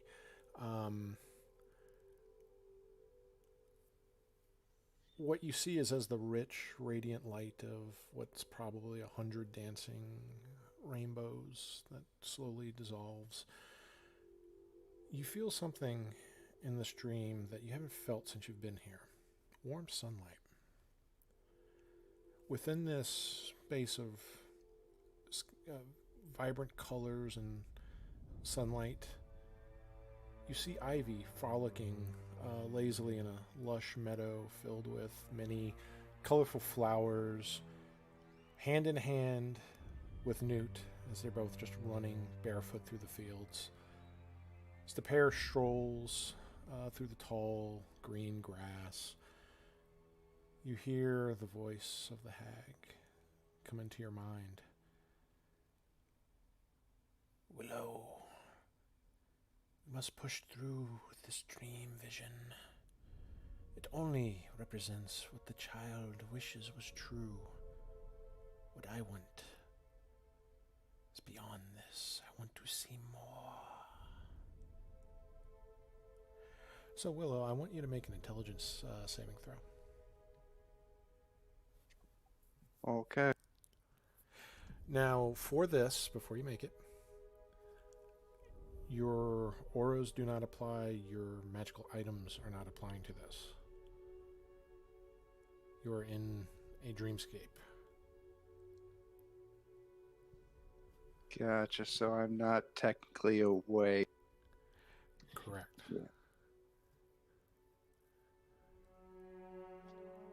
One moment as I turn it all off. And then D&D Beyond crashes because everything it's got to recalculate everything for you.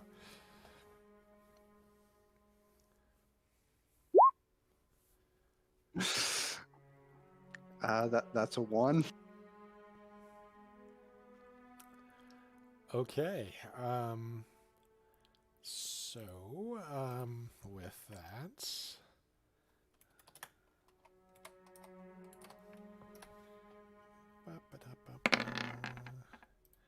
all right. You take 8 points of psychic damage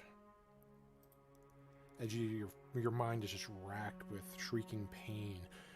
Some kind of defense that Ivy has within her from kind of peering further into her mind is just kind of racking through you.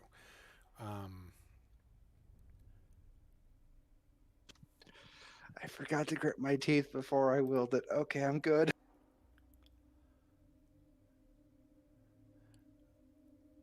All right. I need you to make another intelligence saving throw. Now, this does go against your hit points currently. Okay. So,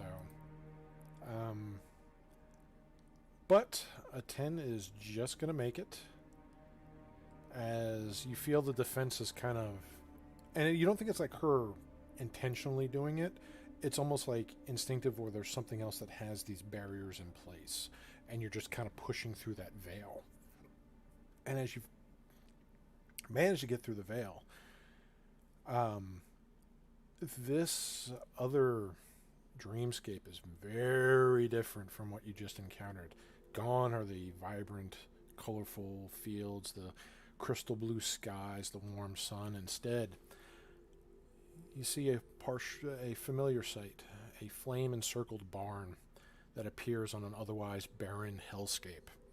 At the center of this barn, Ivy and a nymph lie unconscious and prone, horribly injured.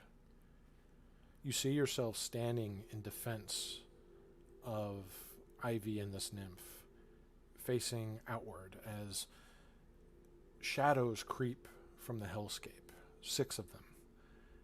As they come closer to the flame-encircled barn, you make out that they have spines covering their bodies, and they begin to creep in through the various windows and openings of this crumbling barn as they get closer to you, Ivy, and this nymph. In the distance, you hear cackling, a familiar laughter as you see what looks to be a succubus flying off, her laughter maniacally echoing in the distance as she disappears through some sort of a purplish swirling portal. You hear devils! The hag's like disembodied voice just kind of echoes in your mind. Willow, you must defeat those devils. They will not let us continue.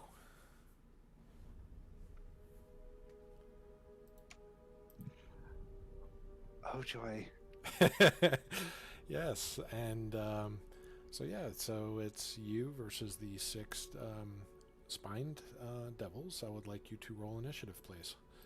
I'm going to roll initiative for them.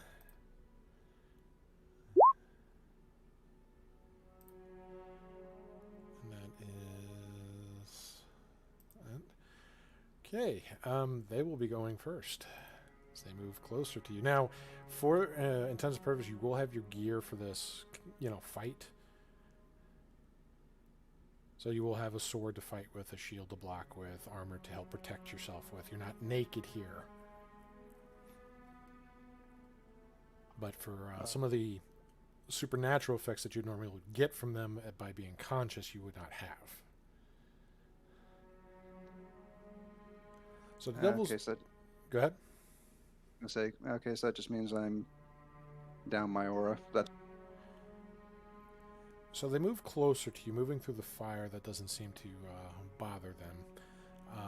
As they get closer to you, I'm going to try to do I don't think this will work very quickly.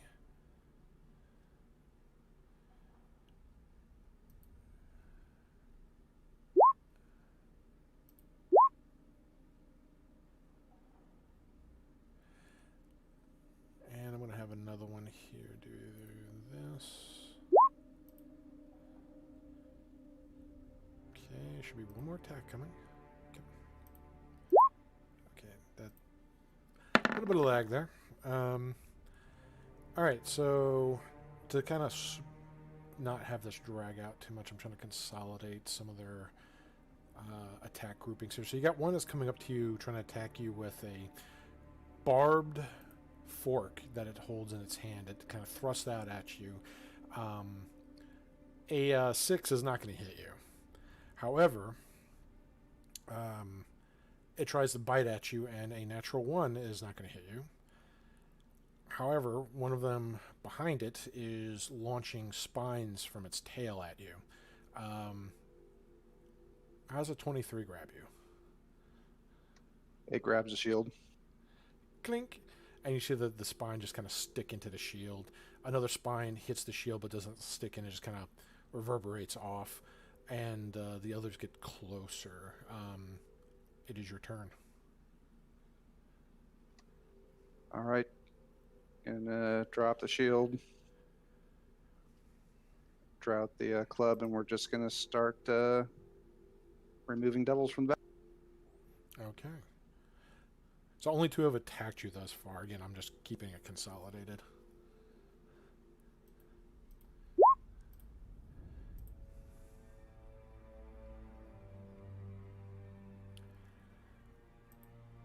All right, that is definitely going to be hit, and that is so you slash the one that was up close to you with the fork with your Holy Avenger. You hear it just kind of scream, just as it does. So you see like this black smoke, almost smells like brimstone, just kind of trail up from its mouth as it just snarls in front of your face. It doesn't bleed in the dream, but you do see more of the like black smoke come from its body. That is a typo. It is fiends and undead. That's fine. Okay.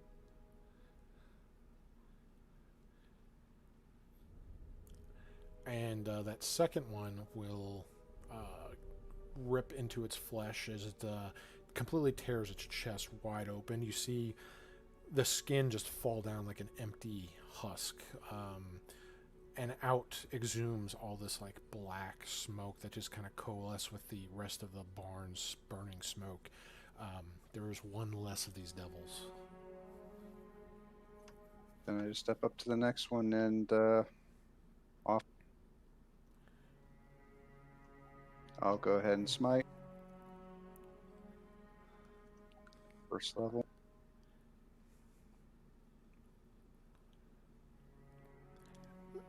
There are now 2 less devils as you channel your energy through your dream self into the club as it smashes through this thing's skull. It's almost like popping a balloon as all this acrid smoke just billows out of this thing all around you. It almost makes your eyes water as you smell some of it. It's so fetid with the smell.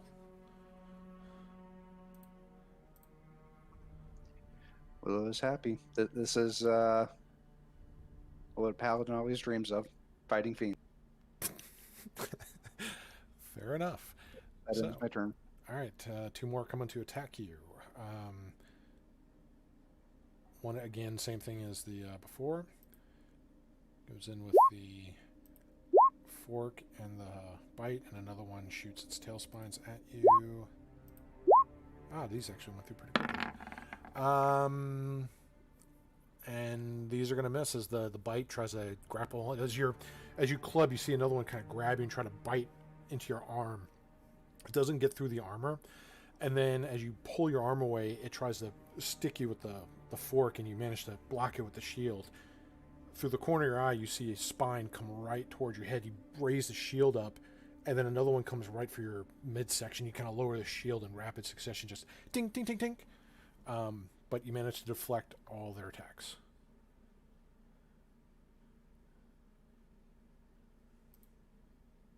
Well, 2 more victims to come. All right. As she steps up again.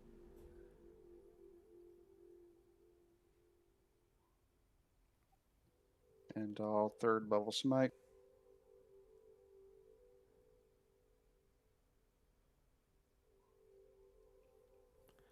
Okay, another one gets torn in half by the Holy Avenger's blade. The skin falls down like a peeled banana, just kind of withers. Gets really leathery as more of this black smoke just joins the burning, billowing smoke from this barn around you. Keep on advancing.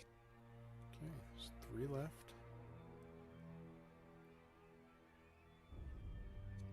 And he'll get another smite.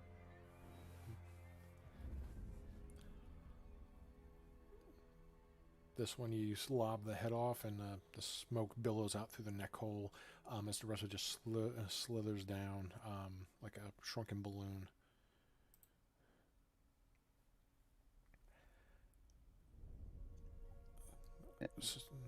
So after you killed that one, the last 2 just kind of throw down their forks, and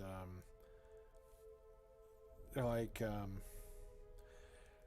The landscape itself also begins to change with this.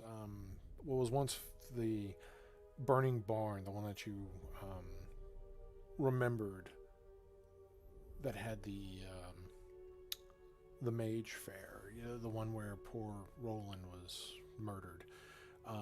The landscape begins to clear out. All this black smoke and the smells of death and the other acrid, decaying smells expand till they eventually encompass everything. The devils that survived thus far, they just kind of, as I said, they threw down the forks down. They just kind of kneel right for you. Wait! Do not slay! We help if you spare life!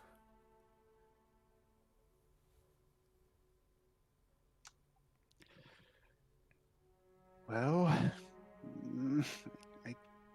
I guess everybody deserves a chance at redemption.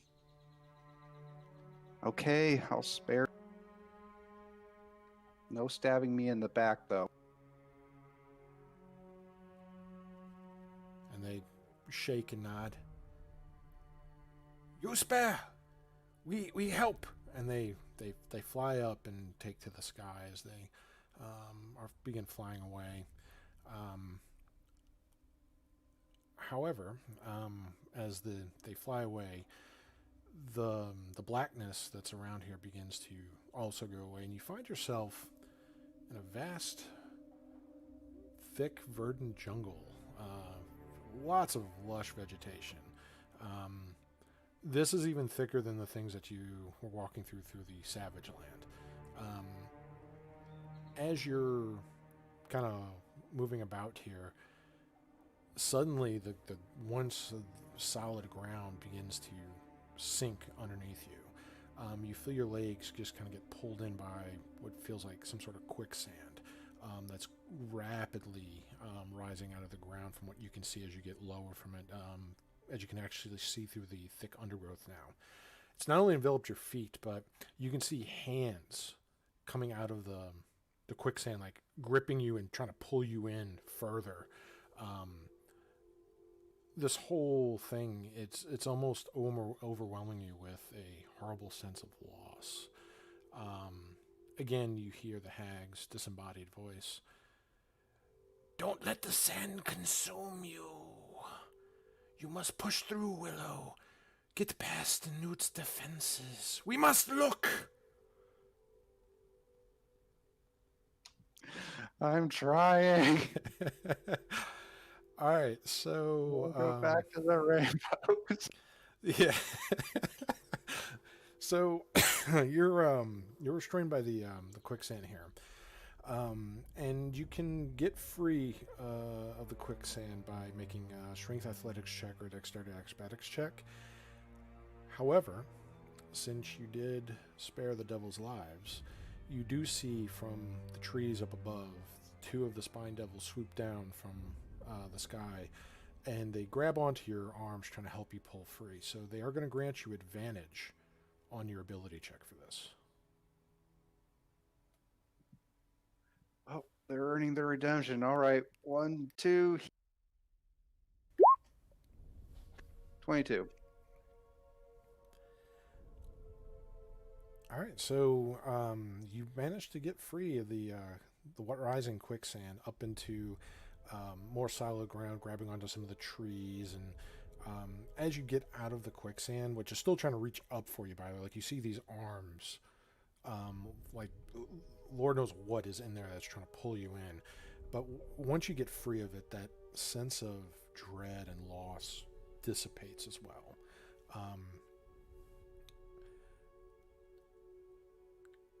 Once you're kind of clear of that, you're able to kind of shake free from this, and the dreamscape begins to change once more. So as it changes, it doesn't go to another landscape. It almost goes into like a memory. Here you see Lyra, the nymph that you once were helping, the one that was rapidly aging. You see her old body resting on the cold stone floor of the temple you found inside of the Savage Lands. There are healthy green vines that have crept their way through the rock over the centuries and overtaken especially the chamber beyond, where Mordecai stares at a huge pulsating embryotic sac that fills the chamber with a soft blue light. Overlooking this scene is a mostly transparent visage of Newt. As Mordecai destroys the sac with great fury, you can see the energies within it pulse and travel through the nearby vines. You see Newt point at Lyra's body as a vine very subtly touches her lifeless form. You see the energy travel from the sac, and using the vine as a sort of tether, the energy enters Lyra's body. This is moments before that you see the dryad, now known as Ivy, emerge from the cocoon that once was Lyra's body. As Ivy slowly becomes conscious, Newt just smiles down upon her. You see a little beam of brilliant white light that just shines down upon Ivy from the heavens. Newt's transparent visage just gently awakens Ivy, and with a very peaceful look around her, she whispers into Ivy's ear, "You will be the guiding light for lost souls to find their way home in their darkest hour, dear."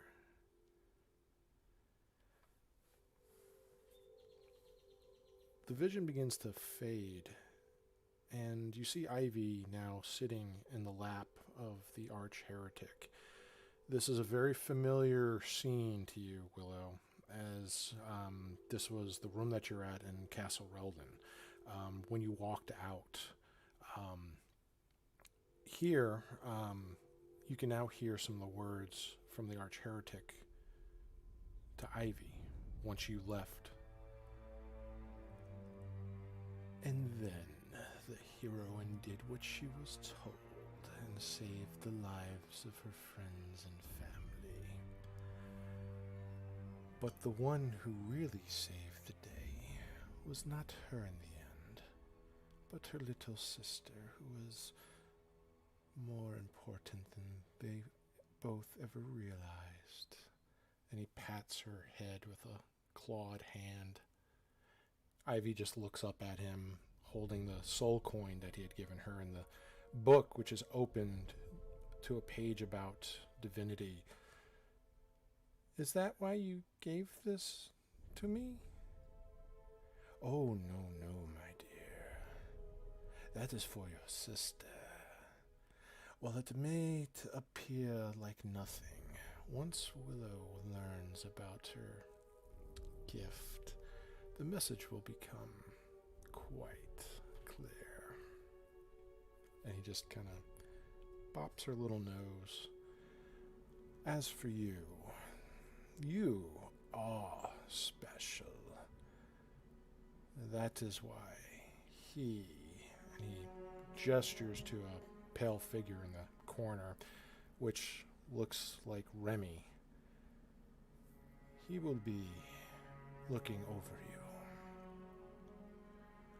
Behind him, you see Neslisa, the succubus, smiling. Wherever you go, you'll not be far behind. I won't let anything happen to you, dear child.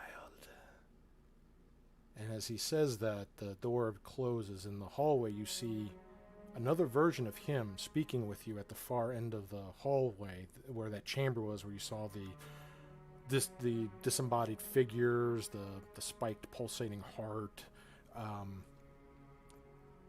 And as your other version of you and him enter that chamber, the door to your room at Kaiser Orland closes shut, and that's where this dream just finally ends. As it does so, you begin to just kind of wake up. You're still laying on your back. Ivy's just still laying there, and Maggie's just kind of smiling ear to ear.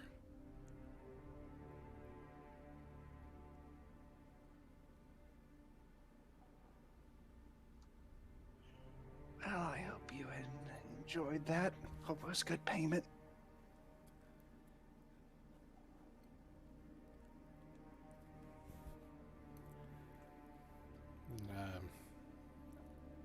Ivy's still asleep.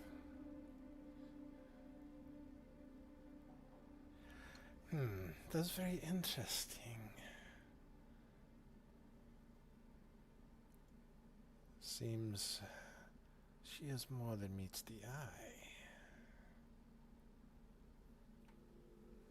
Very valuable, that one.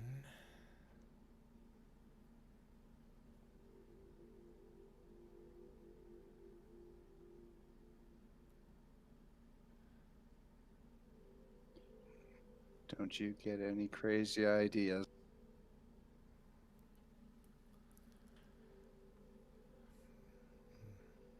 And she just still just smiles towards your direction.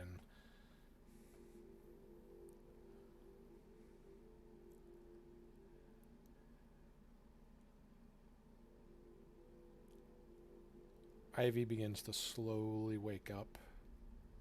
Kind of her eyes flutter, and she sits up and just kind of rubs her eyes and looks about. And her eyes lock onto yours, Willow.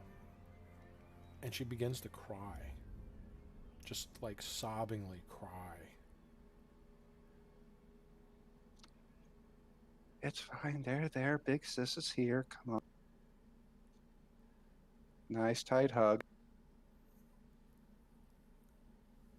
And as you're hugging her, I'm so sorry, Willow.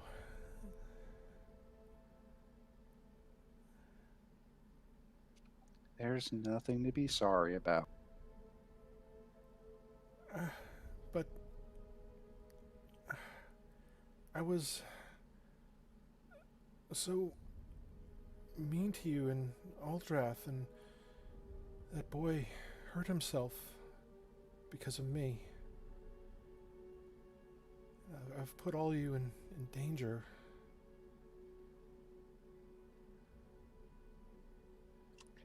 It's okay. Really, it's okay. Big Sis has made a lot of mistakes herself in the past. What matters is we fix them.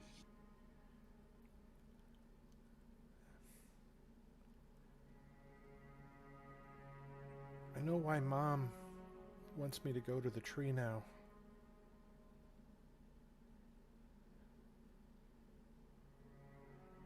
And she's still just hugging you back, and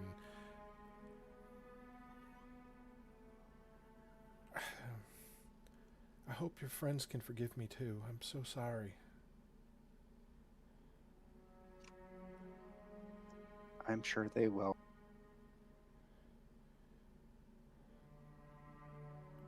And she just looks kind of uneasy at the night hag, who's just still grinning with that very creepy triangular smile on her face. The large hooked wart covered nose just kind of looking over, her hands just slowly kind of rubbing the palms together, looking at both of you.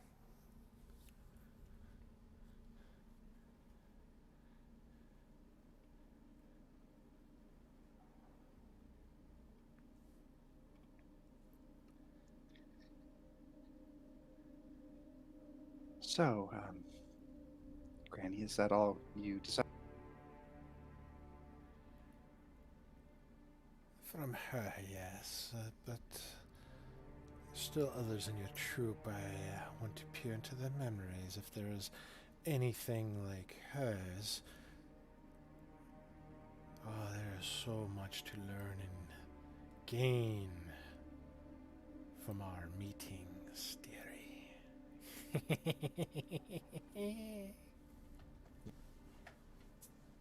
Well, I do hope you remember that when it comes time to settle up our. Though we probably should be going fairly quick. I don't think we have days upon days to wait.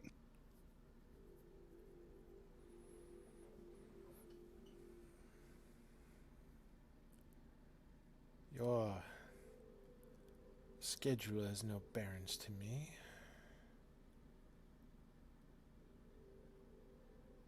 Let's go. You and her have finished with her for this evening. I'll find another of your lot to gleam tomorrow night. And it's been like the whole night in that dream. So it has been another 8 hours. Which, by the way, I am going to need everybody to make... Where is it? So everyone passed out when they did that? Well, this is over the course of 8 hours, so eventually your characters go to sleep. Presumably. Well, yeah. Whatever. Unless you're meeting with Barth. True, but I still need everyone to make a wisdom saving throw. Uh-huh.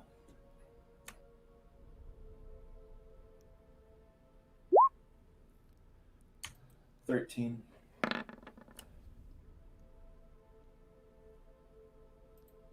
18. 19, actually. Oh, no, poor Okay, Elodia. here.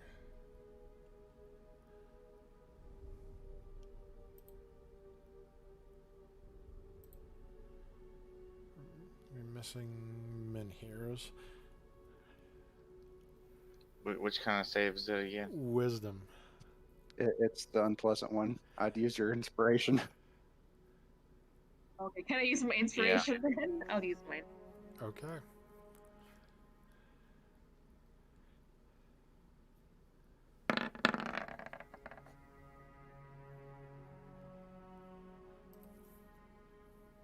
All right, Elodia.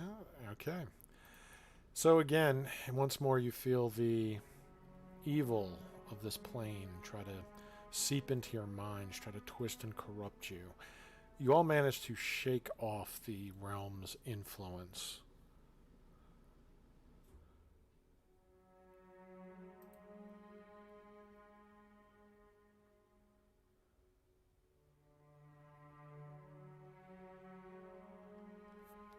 So the next morning, instead of the refugees being fed various scraps of morsels, everyone here is served this kind of it's almost like a porridge. It's kind of similar to what the ladies had the other day from Sashal, just that everybody's pretty much getting it here. And much like before, it tastes like ash. There's not really any good flavors to this whatsoever. There is no pleasure derived from this meal.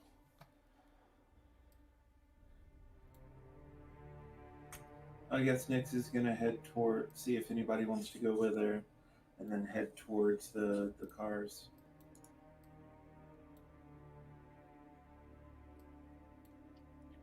Yeah, I'll tag along.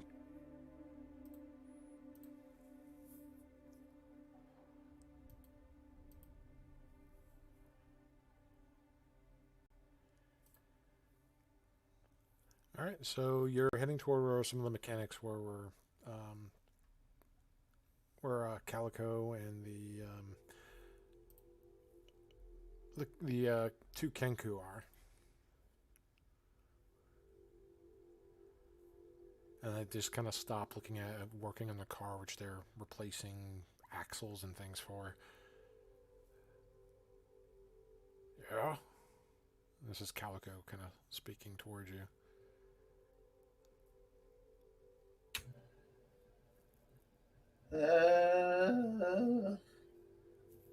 Maggie said that we could kind of buy a car maybe and get some armor for our mounts.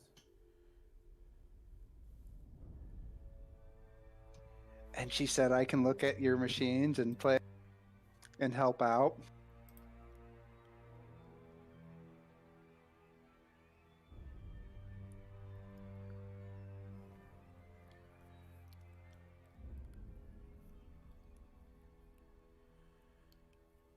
All right, so let's see here.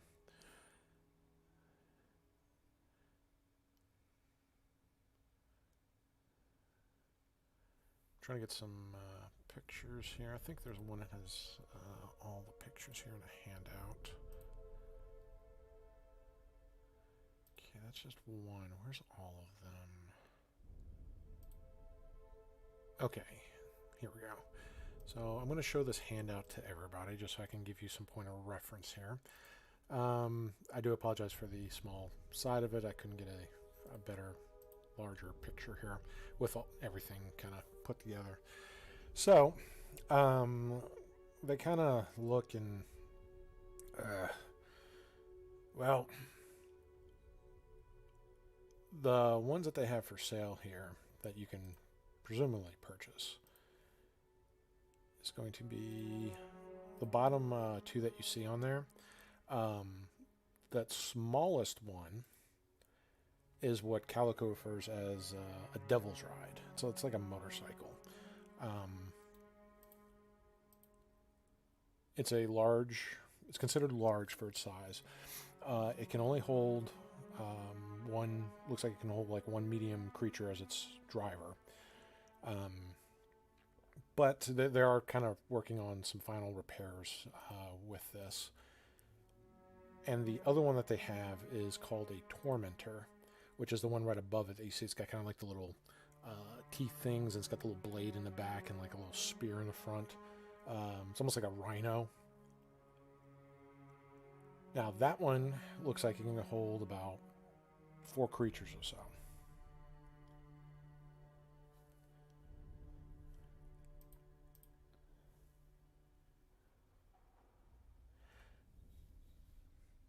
Now, the larger one does not have the harpoon gun on it. And you can see some of the armor on it. Looks like it's been corroded. possibly eaten by acid or maybe something that eats metal and melts it away, like maybe Barth kind of encountered. But they are working on the wheels of the Devil's Ride, the motorcycle.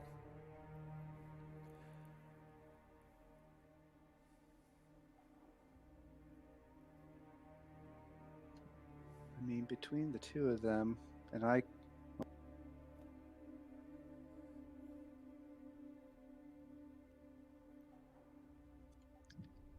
How big is Gorda? He's fucking huge, dude. He's Uh, huge. How fast do those things go?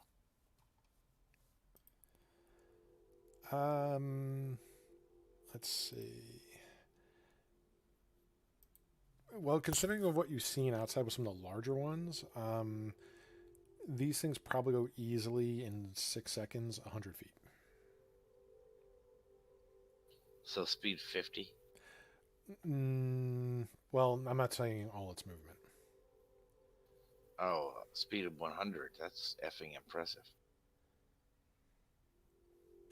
Well, how much are they? Well, once we finish slapping the wheels on the Devil's Ride, we can. Something tells me you're not gonna like what powers them, folks. We can slap the tires on here, and we can sell you for, soul coins.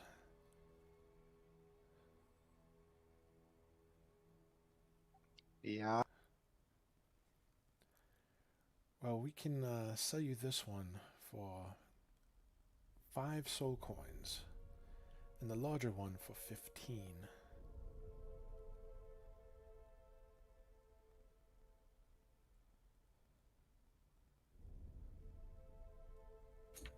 Mm-hmm. There's nothing else you'd accept in trade?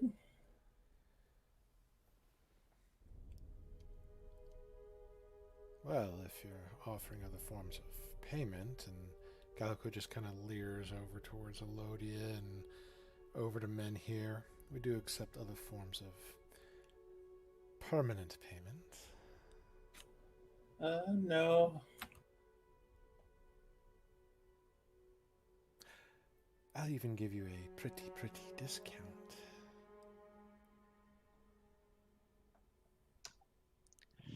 It's fine. I'll just ride Nine.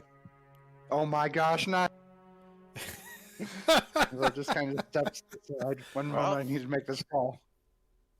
Hey. No, this doesn't count as being on the clock for how many days straight. No, you're not getting an entire bag of sugar for this.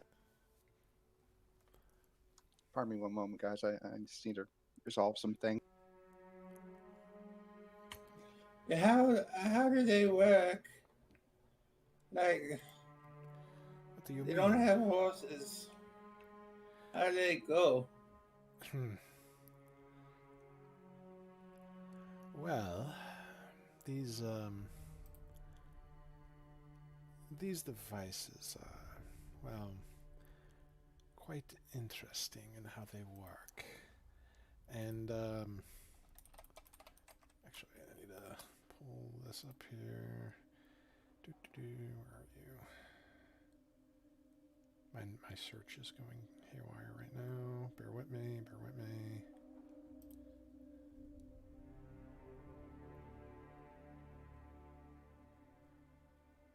Just thinking about loading.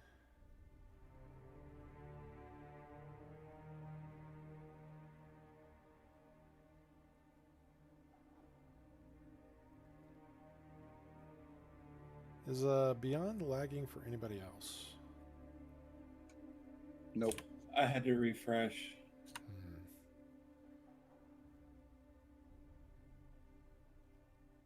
Let me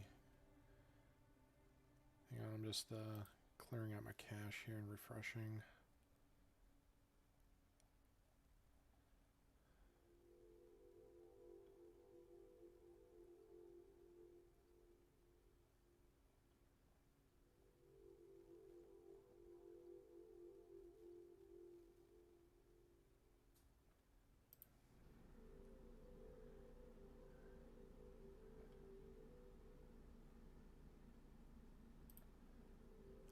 Okay, here we go. So these war machines, they're powered by a soul furnace. You use soul coins as their fuel, depending on how pure the coin is, how Yep, told you. strong you the what- energy yep. is. Yeah, we get it. Well, I mean, if you already know, then I will cease to describe how these No, I was vehicles work. talking to Rick. So, depending on how pure the soul coin is, you may be able to get a day's worth of travel from it, or 2 or even 3 days.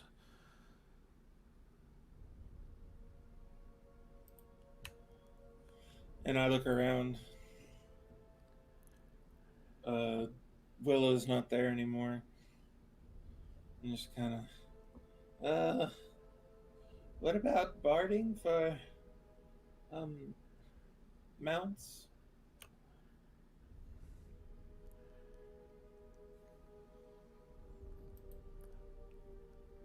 So,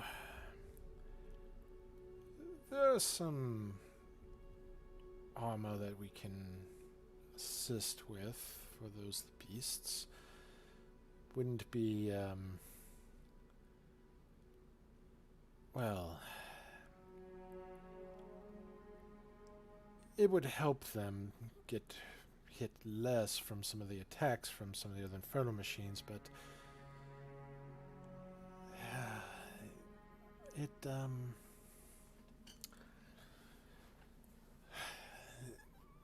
we can give some sort of plating to them.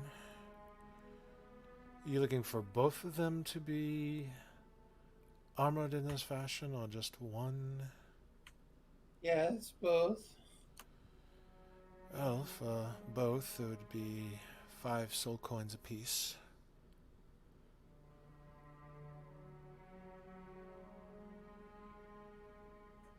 One is obviously bigger than the other one. They're not being covered head to toe.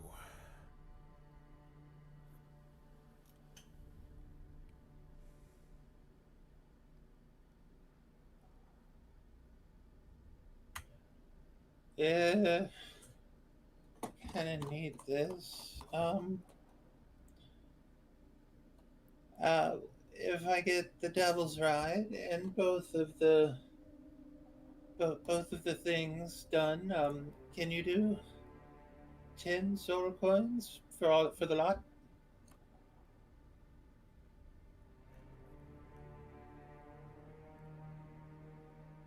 And she just kind of looks at you.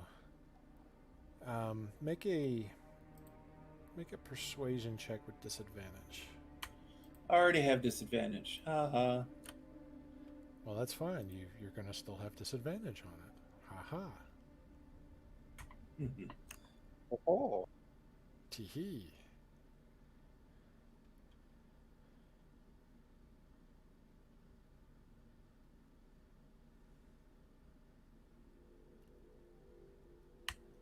Hang on, that Yeah, no, it's lagging. I'm not for you getting the something. roll. Oh no, I don't have the roll button. I'm refreshing again.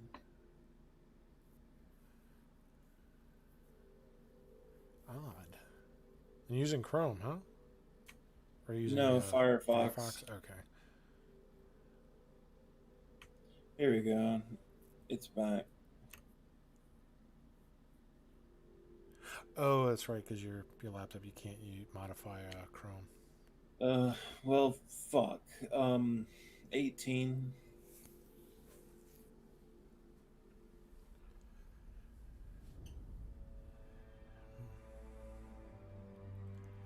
And she just kind of looks over.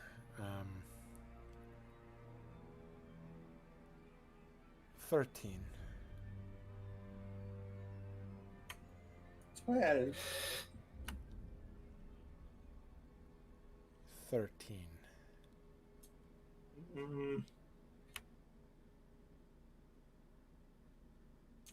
Yeah, fine.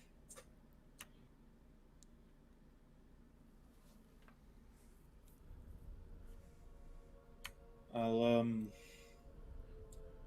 pull out 13 soul coins. Jesus fuck. Okay, so you start paying over the soul coins, and she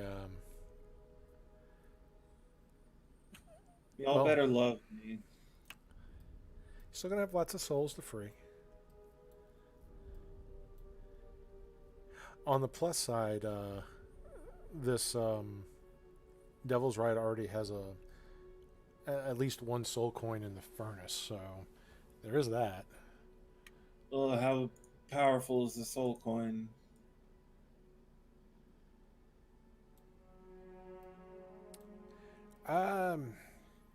They believe you will get at least 2 days from it. Alright, that works. It wasn't a weak one that they threw in this, but they're working on the wheels. Once we finish putting on the wheels here, you'll have your own Devil's Ride. And as for your animals there, if you bring them over here, we'll get started on their armor. I'll go get Min here and I'll bring the scorpion myself.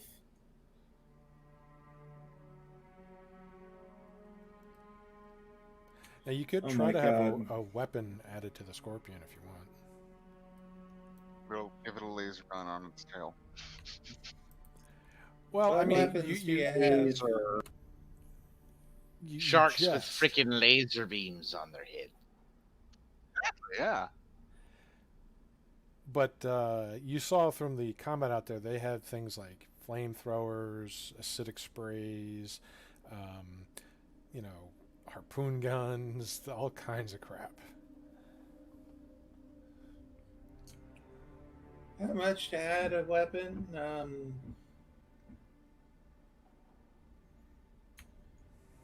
Everything cool and flashy? What's your idea of flashy? Did you see my performance earlier? Big and bright and effective. Seemed better in the Nightmare Court. Everybody's a critic.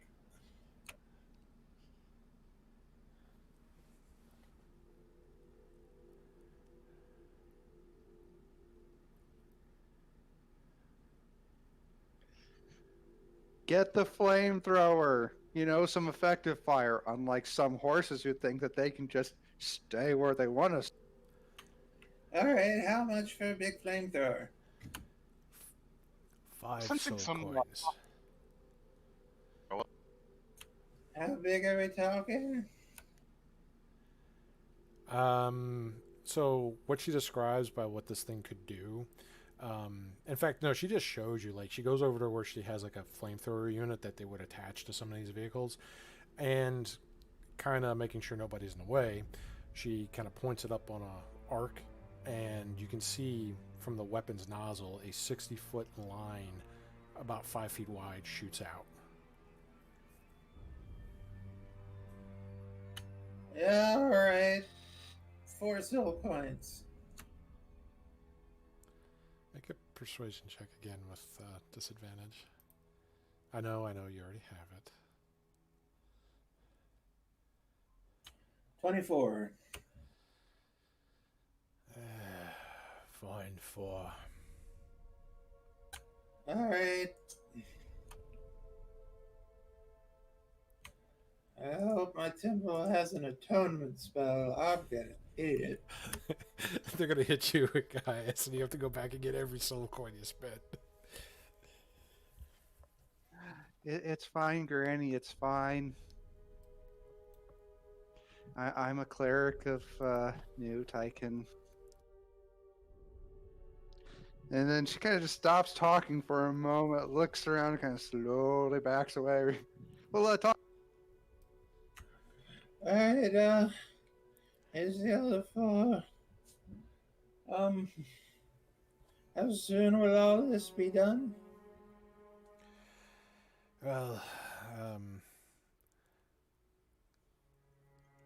The wheels should only take about a few more minutes. Not too much, just need to make sure everything's balanced. Then this one will be ready to go. However, for your animals, we'll have to measure, work the armored plating around each one as they are both quite unique. And then attaching the flame sprayer to the scorpion. We can have this ready to you by this evening. Oh, thank you. Alright. I guess. And if Faith pushes down my view one more time, oh, I'm going to be pissed.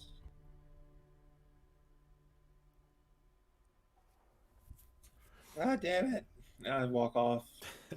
Too bad she didn't have sleight of hands, because then she could try to take that wheel. She can't equip it if she doesn't have it.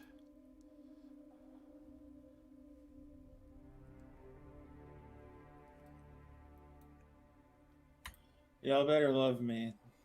Y'all better love me a lot.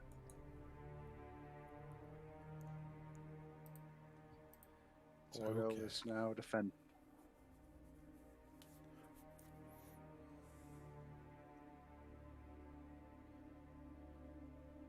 Well, I was thinking we shouldn't have brought him, but you know, hey, you never know when you're just so soon after getting him, his ass is gonna fucking die. I mean, hell, Minier's an enlightened dude. He might just fucking offer to kill Gordo and turn him into steak for all these refugees. Is Minhir suddenly a lizard man?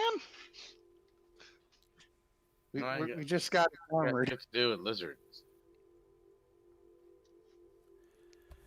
So, Willow, you wanted to help with the machines? Yeah, she'll try to help out. I mean, she's got some experience working metal. I'm going to follow Willow back and then just kind of play in my viol. I'll shoot some bardic inspiration her way every now and then.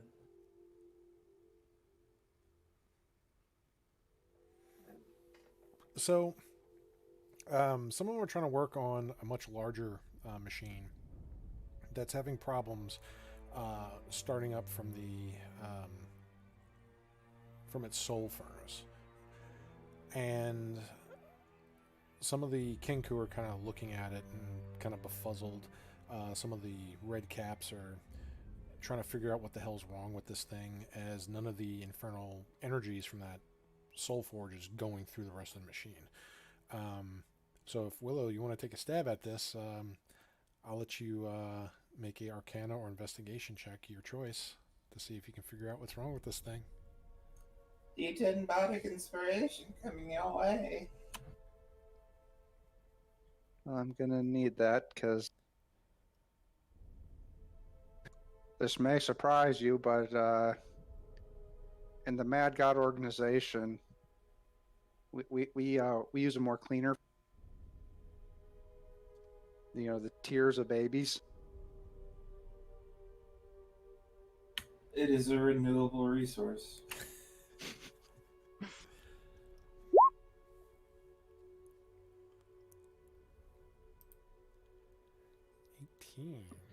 Plus the... Yeah, it is, and it's a lot less harmful than a soul. Oh, tell that to the babies.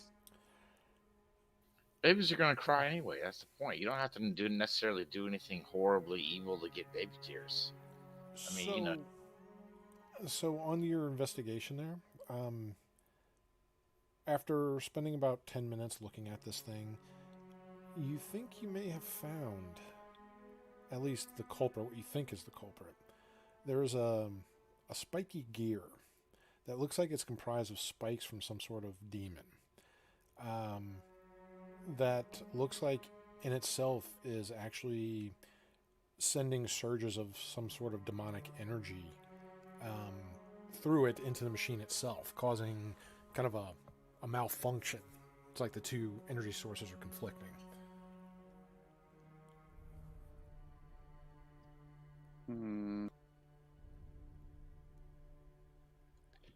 Probably A need to what? find a way to get that out.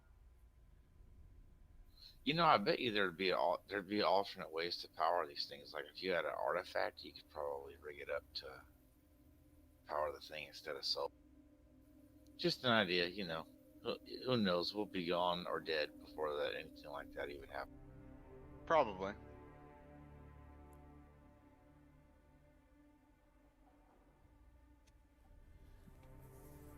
So this piece has demon juice running in.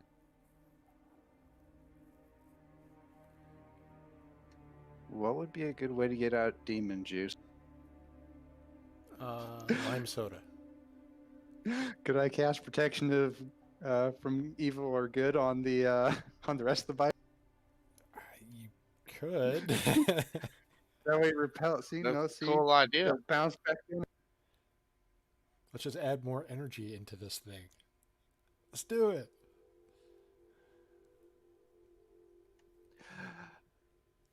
Hey, Granny, Barth, maybe a little.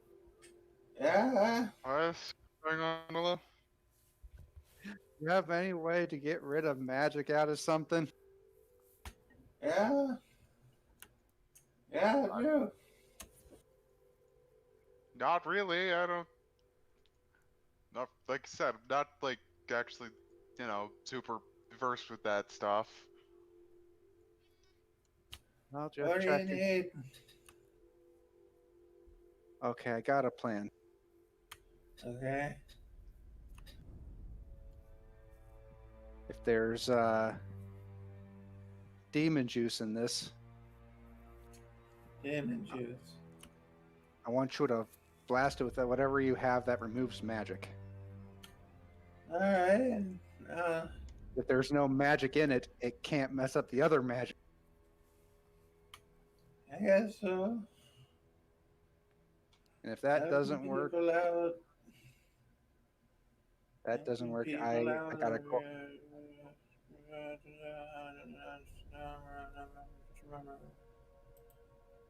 What Spell the magic. What was that? Well, I was hoping for dispel evil or good, but you know what? Let's start with dispel magic. Let's see if that. I don't have to spell evil or good. Let's try dispel magic. Let's see if that works. Spell magic 4th level. Well, I don't know if. Okay. Okay. So, Nyx, you begin casting Dispel Magic on this demonic part, the spiky gear.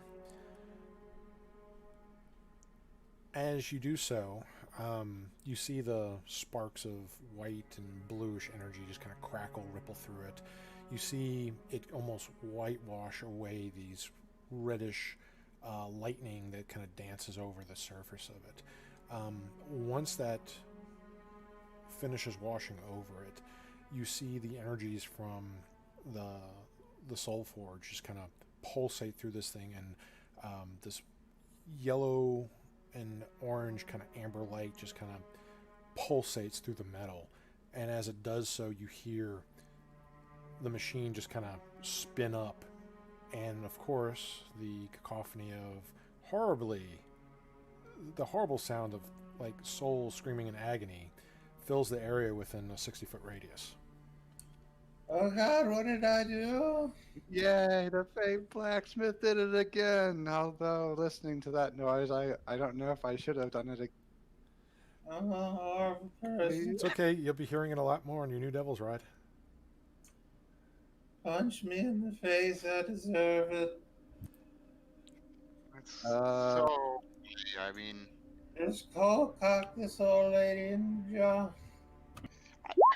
Okay. No, I don't. Well, Wow. That hits. Did I do good? That brings Nyx down below her negative HP value, and she is dead. No, You just killed the elderly old lady with a punch. Congratulations. But then she just wakes up because she's already in hell. She kind of takes it pretty well. She does. Whap! All right, I guess that'll do for now. Y'all punch me again later when I'm not realizing it. Granny, Don't- you have some weird fetish I don't know about. Don't be a pussy about it this time.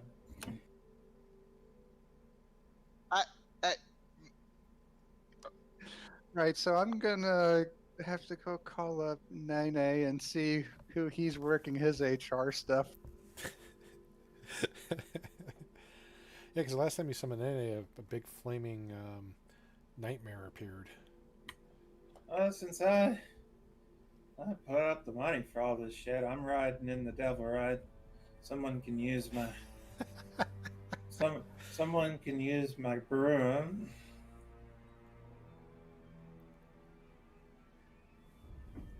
I will burn second level spells, resummon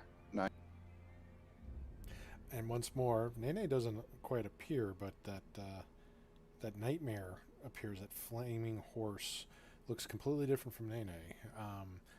The black smoke, the burning hot reddish flames as it's from its nostrils just kind of flare out and up the nose of the beast. The mane is nothing but burning fire. All the tail, all the hooves look like molten rock, and just kind of clops and digs its hooves in as you summon it. And gouts of flame come out when it does that. No, I seriously didn't forget about you, okay? And just kind of rears up and legs kind of kick up and slam down really hard. Fine. When we get out of here, a whole bag of sugar. Or if we find the Wandering Emporium again.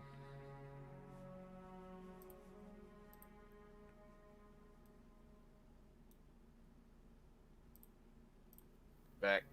Welcome back. So, yeah, all you missed was poor Willow resummoned the nightmare. It'll be all right, And- Willa. And Nick's got punched in the face. No, I was here for that. Nyx is going Mad Max right now. Getting her bike all ready. Of course, as they put the wheels on and rev it up, you hear the screams of the souls.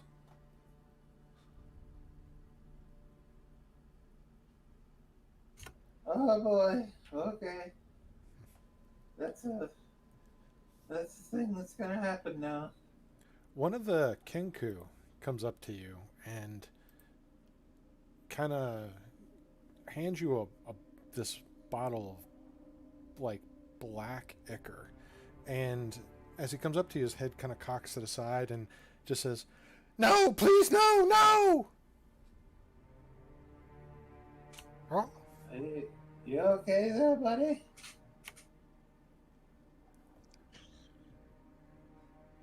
not the face! Next, Oh. Kenku can only mimic other sounds they've heard. So Are I'm you okay? considering Yes or no? I their line think of he's work. saying. I think he's saying thank you for fixing something. You know, the whole, punch in the face. Oh. I take the the black ichor. Yeah, so it's like Well, a that's little... what- It's like a glass bottle with like a little platinum ring near the top of it, which kind of forms like a little bone-like skull, and the stopper is this this metal cap. And Calico looks over at you and it's a flask of demonic. Potent stuff. Oh boy. If you want to see this thing really go fast, pour this into the soul furnace. Though be careful. It is very volatile and might rupture the furnace, but you'll get a hell of a boost from it. Basically, it's demonic nitro. Oh my god. Yeah. So, yeah. All right. Thank you. And just shuffles off and goes to the working on the mounts, getting them measured up, get the plates, so they can work on the plating. And Mad Maggie just seems to kind of watch y'all from a distance, talking to Barnabas and some of the other red caps, always gesturing towards your group. Maybe we should not be here anymore. Yeah, we need to finish our deal. I tried Yeah. to accelerate it. So, during the day here where y'all were doing that, Ivy actually goes up to each one of you in person and apologizes, just saying how sorry she is for what she's done and what her actions have put y'all through.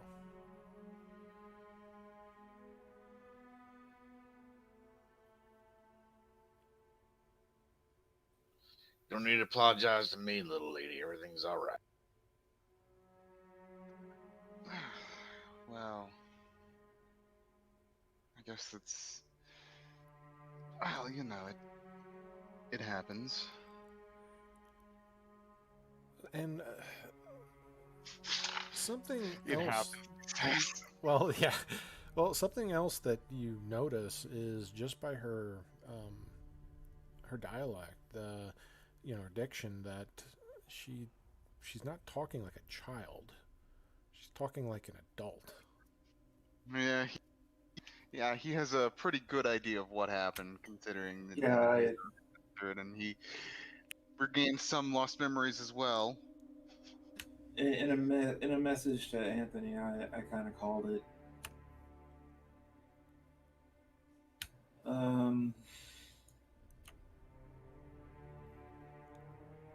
Well, Ivy, I have an idea how we can make it up.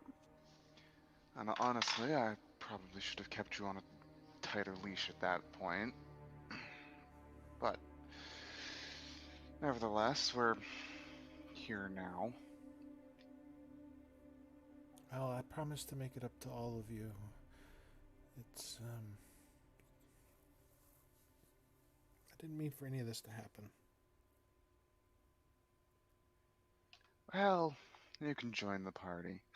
I don't think any of us intended for things to go exactly the way they did.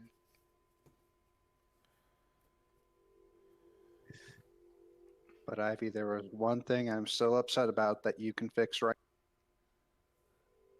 Like the one thing I was super duper upset about. You're not gonna do what I think you're gonna do. Granny, I need you to play me a song. We're gonna have that group dance, and it's gonna not result in somebody falling off a stage, ruining my dance career. All right. Here we go. But she isn't Lyra, but she has all the memories. Yep. So she's still Ivy, but she now kind of knows things that Lyra knew, for better or for worse. I'm gonna pop my inspiration for this. Is the VL coming out? Because Yeah, it is. Faith is going to be running towards that VL. Men here, interference. John Person. No.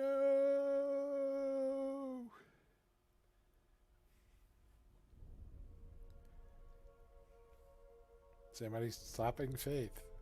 Yeah, who said? Someone said men are interfering. Yeah, I'll interpose myself between faces. All right, strength athletics. Aw, it's an okay roll.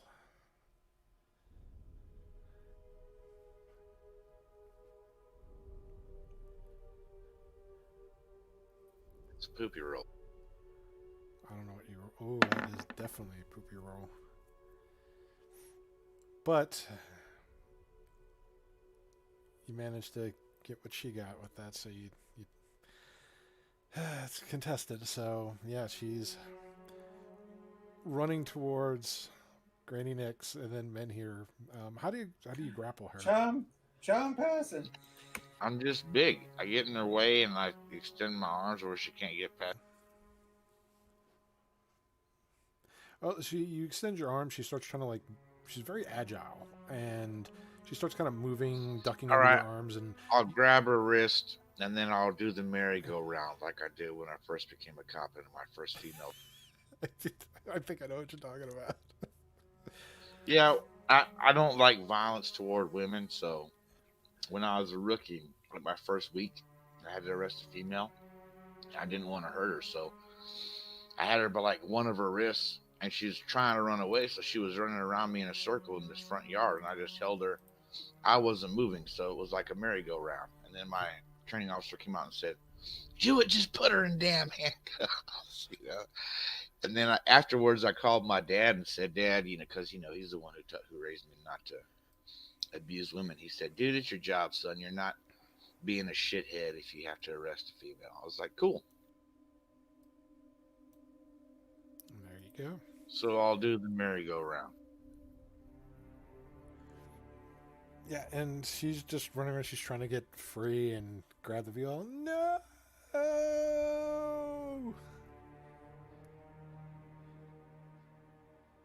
All right, so who's all in the performance? Just Ivy and Willow, and I know Granny Nix is playing.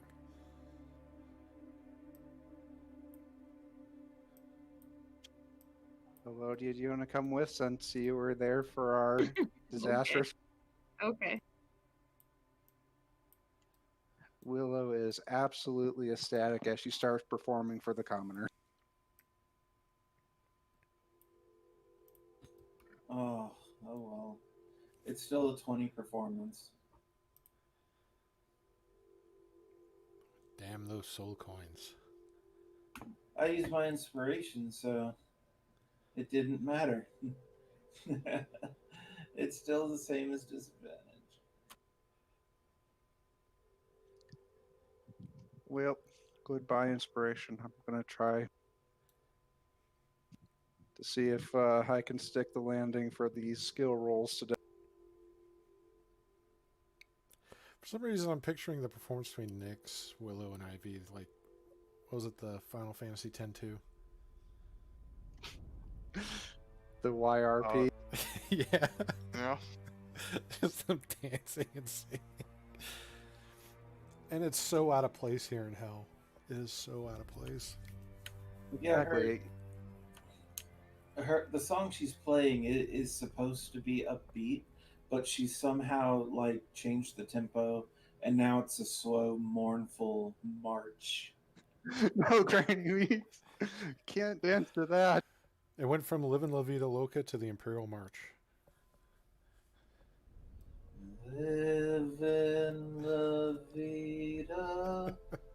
It's so depressing. She had the skin of Mocha. Okay, and let's see. Actually, I think that's still in cash. No, it is not. Weird.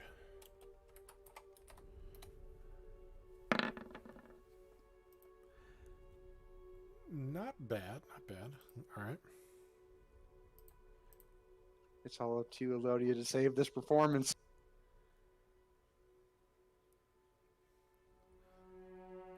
Come on, Elodia. Gotta make the dream come true. That's actually pretty good for a 0 modifier. That's right. All right, so She'll push in Roll you down. Granny, we need something Living more la upbeat. vida loca. Dear God. Yeah, soul coins will do that. Well, I mean, since we're on the topic of music, that link that I sent last week, that was essentially the music that would have been playing as Ivy and Newt were frolicking in the rainbow fields.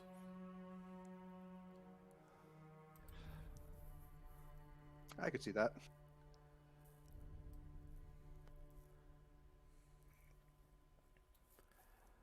All right, so not a bad performance. Everybody's just kind of staring. Like the commoners are kind of looking at you like. Some people are actually smiling for a little bit, but the red caps are just looking at you like scratching their heads like, "What the hell?" Even Mad Maggie kind of comes out and just she's, "What the hell is going on out here?"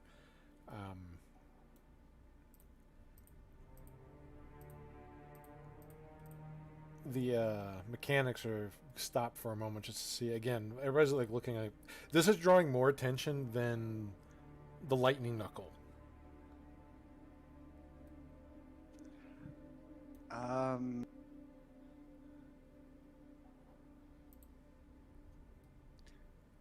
Random crazy summer court thing. Sorry, we'll keep it down.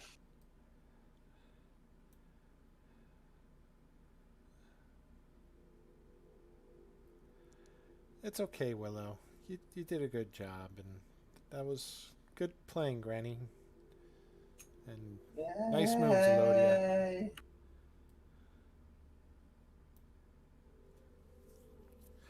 So, what else do you do while you're spending your time here at the fort? Wait for it to be over. Waiting for the life to be over. Exactly. Yeah, gonna try, proposing to Mad Maggie that, hey, look at all the nice things that have happened around here. Wait until I give the tooth back to the birds. Yeah, you still have it. Yeah, like the birds haven't fucking shown up, and I can't just go to them because they're right there, and they want to keep it somewhat secret. I can So it's like- I can do it.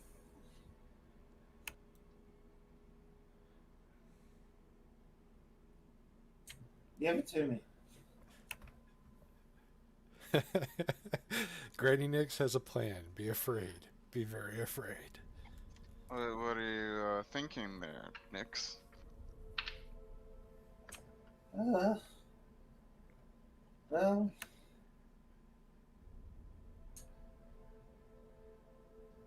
I have this spell that I can ritual cast. Whispers of. Let me double check. Whispers of Valium. Good lord, inject yourself with some adrenaline or something. Soul coins. No, it's the most dreaded ritual of them all. It's the spell Vague. I can cast a spell called Magic Mouth. Whenever they open a little baggie with the tooth, it'll whisper to them, "From Bath." And I can just kind of invisible myself over there and sneak it into one of their pockets or on top of their head or something.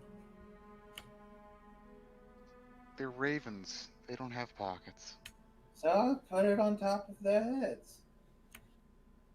Wait, does anybody have the cantrip message?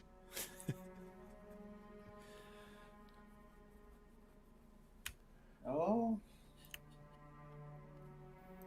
Write a note, tie it to a stone, and then I'll beat him in the head with it.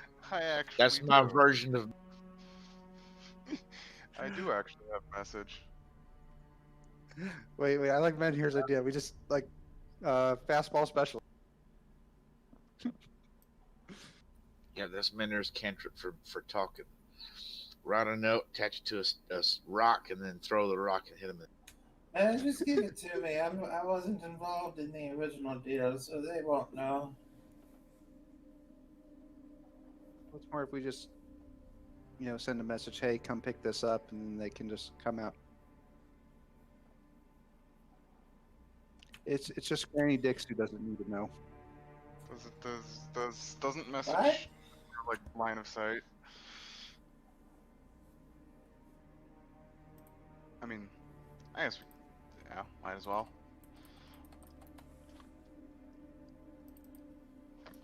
All right. So we're gonna.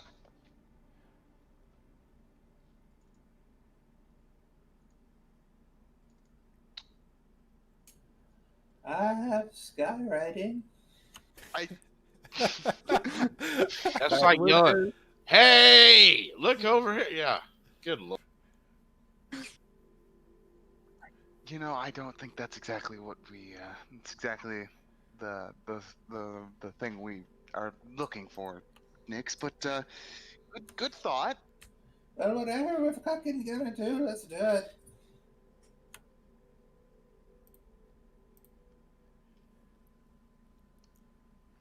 All right. Well, I guess we'll go message the birds, saying I have it.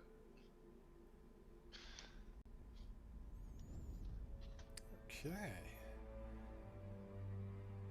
And you hear a reply whisper. We'll I'll pick it up this evening when Maggie's away. All right. Well, they're gonna come get it in the evening, so.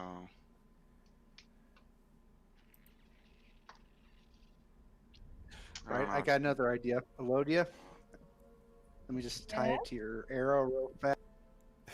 Okay. This is Plan Men here. I love it. I mean, aren't they like with Maggie normally? So like, yes, perched on her did shoulders. that, yeah, if you did that, they should kind of figure it out, and that might hamper their good word recommendation to Maggie for us. So I don't know. It seems kind of. Maggie also might not take too kindly for you shooting arrows at her familiars. Well, I was just throwing out ideas. Well, it's not the worst idea I've heard these past few days. Really? I mean, that was really bad. I mean, Well, what if coming from Elodia Willow, missed and that's shot actually a good Maggie? idea compared to. I mean, I've heard a lot of No, here's bad the thing. ideas these few past There's few nothing days. wrong with Minica's ideas, y'all. They're just the most efficient in time and efficacious. That doesn't necessarily mean they're good. They would be successful. They would bring with them a lot of consequences you don't. So And we're here's just the gonna wait till the physical evening, here's, yeah? and here's the physical embodiment of a blunt object.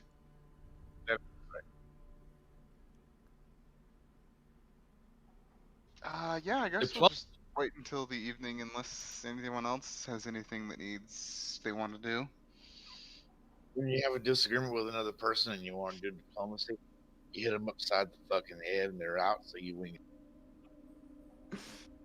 If they can't argue with you anymore, you win the argument. Makes total sense. I People don't say think that's say exactly how that works. No, I know that ain't how it works, Barth. I'm just messing around. Minner actually has persuasion. And it's trained, believe it or not. Can I press X to doubt? You can make an insight check. It's only used for, certain things. Give me another beer, barkeep. Persuasion.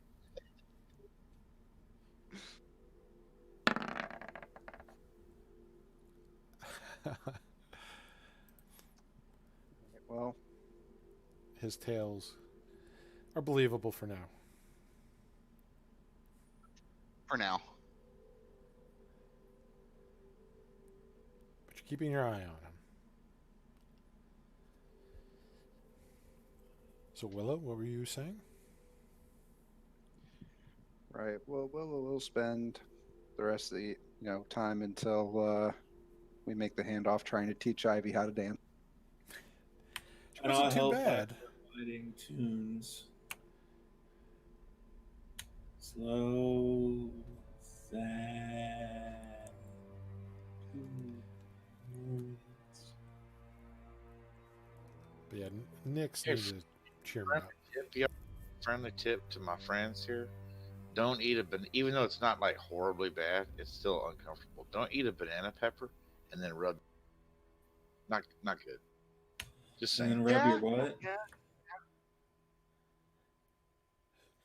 All right. I'll rub any part of your body after handling a pepper. Yeah, It's that just is a banana tendency. pepper, though. That's why I said it's not horribly bad. But if it was like a habanero or a ghost pepper, whoo, you're gonna feel that fire. All right. Anybody else doing anything or want to do anything for the next few hours here for the barding for your animals, your mounts, is finished?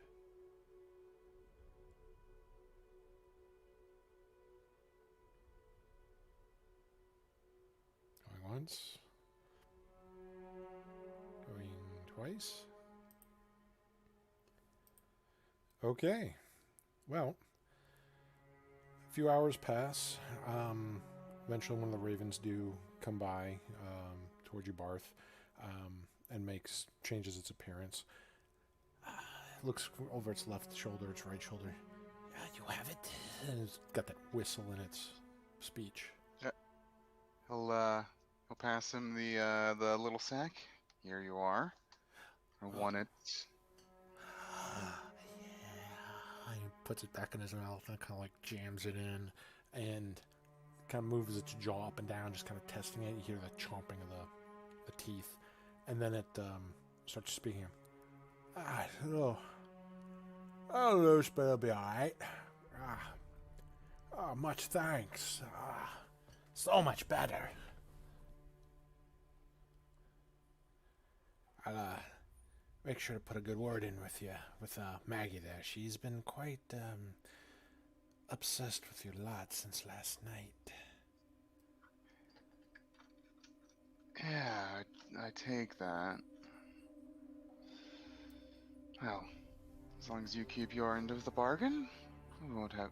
That'll be fine.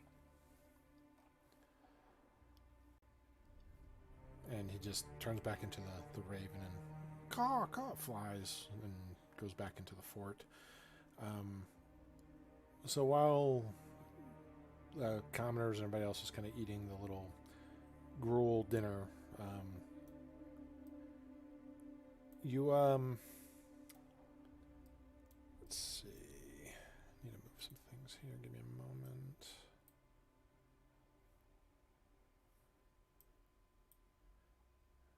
Ooh. Map zoom is Why fun. the fuck is Creatures of the Night playing in my head over and over again? Because you heard it one too many times and it's stuck in your head. The setting is like inspired. Something about what's happening here made me think of that song for some. Well, Willow, you begin to have Ivy comes up to you. I don't know why my dog's going crazy. Ivy comes up to you, Willow, and she has kind of a concerned look on her face. Oh, what's wrong? Willow, they're here.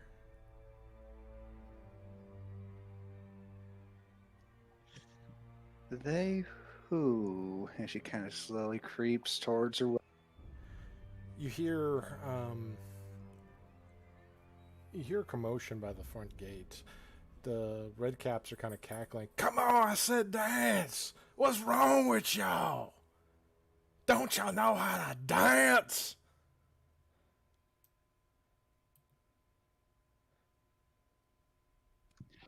On a scale of 1 to 13, how many they?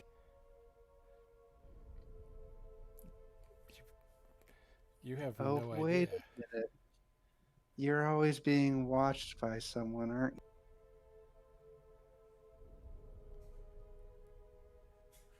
Well, time to hit the old dusty road.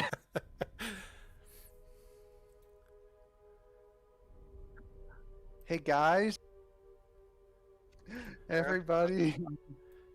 So, I may have accidentally played I Have a Secret with you all. I mean, yeah, okay. I kind of figured that. You know, funny story. Mom might have done something that night in the temple. And you remember the arch heretic? You know, the creepy. Yeah, giant floating head space guy. Yeah. Yeah. Well, I told you how he, was threatening me in my dreams, right? Yes. Where are you going with this? Well, I And didn't realize the other half of the conversation that went on, and he has people following. Ah. Might be at the gate. So if that gate explodes here in like 15 seconds,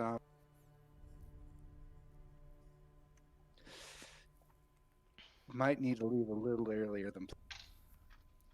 Right. Hmm.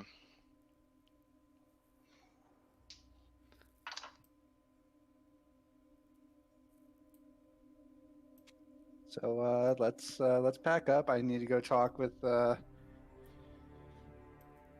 Granny real fast. Not Granny Nix, but Mad Maggie Granny.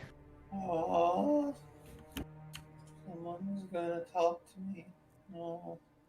I'm It's just Okay, okay. Doom get Bloom my has come to. tonight. It's What? it's okay, Nix. We're all probably going to die anyway. In just a bit anyway. And he'll pat Y'all Nix need on the to come shoulder. Well, Oh, I looked at the left side of the map. Yeah, really time to hit the old dusty trail at max speed as fast as we. and interesting enough, as you're talking about this, you hear one of the commoners kind of scream out, "The time of retribution has come! Death to the unbelievers!" And takes the little like spoon that they're eating the gruel with, snaps the end of it, and sticks it into the throat of another commoner, and just starts stabbing them repeatedly in the throat. Then Yeah, Probably walks the over cat's here too. Where's my bike? Ah, well, yes, this is. Bike is with the mounts down below. But yeah, and you hear a commotion at the gate besides the dwarves, shouting at the people outside who are apparently not entertaining them at all. And then you hear the words, "Open it!" And another, "Get the girl!" And that's where we're going to stop. Joy.